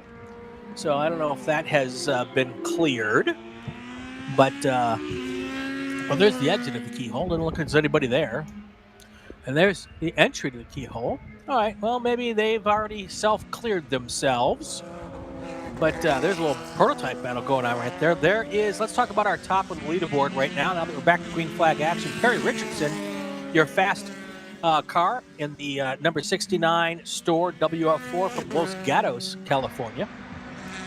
Made a long trek out here to Mid-Ohio. The vehicle on the right is a track truck, Carl T10. I noticed that earlier and thought it was a car off also. But Tom, our Mid-Ohio expert, yeah, that car right off there, that's a cutout where they put a safety vehicle there. So I made the same mistake earlier, Carl. No harm, no foul. Nico Vardis is our second place car right now. Oh, we got one off down in China Beach. That one's going deep. That one's going way into China Beach. That would, in years past, that could be much more problematic. Follow the dirt. I think he's going to make it out. He is going to make it out. Now, honestly, Tom, in years past, that wouldn't happen. Yeah, it is very unlikely. That was very likely a car that would go all the way down to the tire wall because it was just like a straight downhill to the tire wall. So that to me means that the changes they made have been relatively successful. And that is, you want to keep cars from hitting the tire wall, but you also want to give them room to roam. So pretty good on them for that. All right, back to the action here. Perry Richardson, he's actually pulled in, it looks like. So he did 4 and done because he has a big 2-second gap over the second place car. So I don't think anybody's going to catch him. Number 2, Nico Vardis. Number 3, your fast car in FE2 is Eric Wisniewski. Then we got Vaughn Glace, Adam Jennerjohn, Steve Whitston, Todd Parks, Andrew Whitston, Dexter Zuba, Darrell Willis. That's your top 10, 11 through 20. Let's go through them. Chris Jennerjohn, Paul Riveras, Mike Rupert, Dean Opperman, Sam Harrington, Dr. DJ Galifa. That's he should be doing some techno house music in the paddock after the race.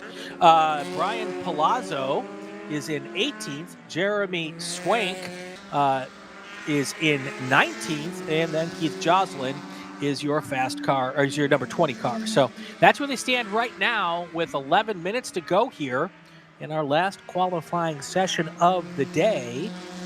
I would say that my review of at least the safety features at turn 4 are pretty positive at this moment. Seems to have worked in a number of cases today in terms of keeping the cars pretty much moving and not having to send out the safety equipment. Now, I can't remember a day of racing here where they did not have to literally tug a car out of that beach either. So that's also seemingly a positive. So we'll keep an eye on that throughout the rest of the weekend. I also want to find out what the drivers think of the reprofile there too, with a little bit less banking, and see how that's changed their laps. I also have I've got a bullet list of things I'm going to try to find out between today and tomorrow. Also want to find out if we get all new track records this weekend, because if there's been enough of a change down there in turn 4, that would warrant new track records. So then I can do my best Mr. Carnegie, Tom Carnegie impersonation when we get new track records. So that would be cool. So lots of fun stuff going on here as the Hoosier Racing Tire SCCA Super Tour returns back to Mid-Ohio again. It does seem that the new track owners here, Tom, are putting some effort into Mid-Ohio. For quite some time, I felt like it was kind of being let go a little bit. And I came back last year for the first time, happily surprised at the conditions. And it seems like even this year, they've done a little bit more. Well, I'm going to be one of those people that's going to back these owners to the hilt, not only because they're my bosses in many cases, but they went through what everybody else went through in 20 and 21. That's true. Having to deal with races that maybe they held the races, but there was nobody here. Right. Nobody was allowed to be here, or smaller crowds were be here. And that certainly hurts the bottom line. Yeah, no question. But since we have had a number of good crowds for some of the pro races over the last 2, 3, 4 years, you've seen things going on both on and off the track. And I'm pretty sure that they're not done with the improvements here. So that's great to hear. Kudos to them. And I'm certainly glad that people are finally realizing what happened 4 years ago. Yeah, it's definitely noticeable what they've been doing. Real quick, Carl T. in the chat, John McFarland is correct. The American City Racing League was Sports 2000. Those were some awesome race cars, by the way, all branded with a different city's name and all of that. And that was a fun series when it was alive and well. So I also agree with you, John, more P cars. Would love to have more prototype cars. That would be very cool. I love that class. So those who have followed the stream since I've been part of it would know that Wings and Things are my favorite race cars here in the SCCA. I'm a huge open wheel racing fan, love prototypes, love sports car racing. And so the more we can do to boost this class up, the happier I would be. And lots of cars out here that if they could just find a way to get the cars within the class to be a little more competitive. That's a problem with Formula Atlantic with these new cars, is getting them to match up where none of the different cars really feel like they're at a huge disadvantage. So they're working on it. But I always like to say nobody buys a Formula Atlantic and says they want it slowed down. But that's what they've had to do a little bit. So look at that prototype. I believe that's not the store, because Richardson's pulled in.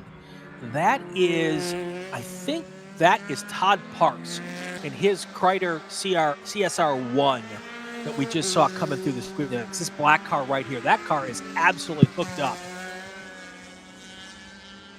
I believe that's the one right there. That would be the number, is it the number 21 car? So the cool part about the prototypes is they've got different motors in them. A couple of them are motorcycle motors, and they come by and they're just screaming like, oh, trouble. We've got a FE2 car, it looks like, one of the gray cars off there. Not high-sided, so if he can get it started, he should be able to get it back on the racetrack unless something broke. But I hope they also there were a couple of places, Tom, where you could high-side your car right in that area, and I hope they leveled those out. That's not the case here. All four wheels on that car are off the pavement, so it's just a matter of whether they can get it going or not. That's close enough to the racetrack, though, where they're not going to want to leave it there if he can't get going. Yeah, that's in a worse position than the other one we saw, which was up near the fencing. The one that I thought we could leave it there for the rest of the race, and they decided to slow it down for it. Yeah.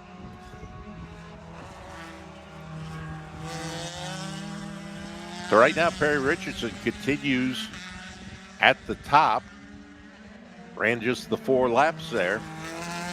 On his lap 3, had his 122.242, then hold it in. Nico Vardas, yeah, So he's not too far behind.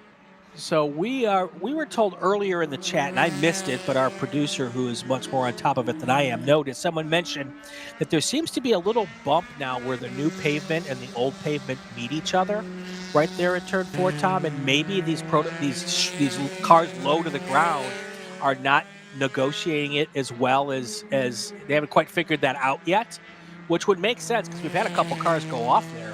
Yeah, we had 3 incidents pretty close together on the racetrack earlier in the session, but we'll have to see once we get everybody out there nose to tail when we get the racing going coming up tomorrow. Yeah, that's one thing I'm going to try to get some down low 411 tonight to talk to some folks about the experience with this new stuff, so we can bring you all that and exactly what we had. They're going to checker this session because of that car that's stuck there, and get these cars in, and then they'll be able to go out. Yeah, because they couldn't slow them down and get it in 4 minutes anyway. So that makes perfect sense. Got a lot of cars with good laps in here. Hopefully, Nico Vardas already putting down a purple first sector, but he's already at the top of his class leaderboard by 1.4 seconds. So he doesn't need to go any faster on this lap either. So we'll give these folks a chance to couple more guys a chance to come across the finish line here, and then I'll give you a rundown of each of the classes here before we call it a day here. While I'm waiting for that to happen, let's look at what's going on tomorrow here. We are going to start at 8 a.m. with 7 more qualifying sessions, 15-minute sessions tomorrow. So we'll buzz through those pretty quick. And then at 10:55 approximately, our first race of the day. That's going to be Spec MX5. And then we'll have a lunch break, and then we'll come back at the rest of our races tomorrow. So that's what's going to be there tomorrow. Let's go through the qualifying or the finishing order here in qualifying for this first session. Your Formula Atlantic fast car, Nico Vardas, followed by Larry Howard. Riley Harris entered but did not run a lap in this session. Now in Formula Continental, we've got 2 cars today. Jeremy Swank is your fast car there, followed by Dr. DJ Galifa. In FE2, Eric Wisniewski, your fast car there, followed by Adam Jennerjohn, Steve Whitston, Andrew Whitston, and Daryl Willis. There are 12 FE2 cars with us this weekend. And then prototypes. Your top 5 are Perry Richardson, Todd Parks, Vaughn Glace, William Niemeyer, and Richard Colburn. There's your top 5 there. And in P2, 1 car, Mike Rupert. That's going to do it from Mid-Ohio Sports Car Course. For Tom Michaels, Jordan Worth, our director, Brendan Kismerick, and our executive producer and chief cook and bottle washer. We will be back tomorrow. I'm Brian Bielanski. Have yourself a great day. Drive safe and go play with cars.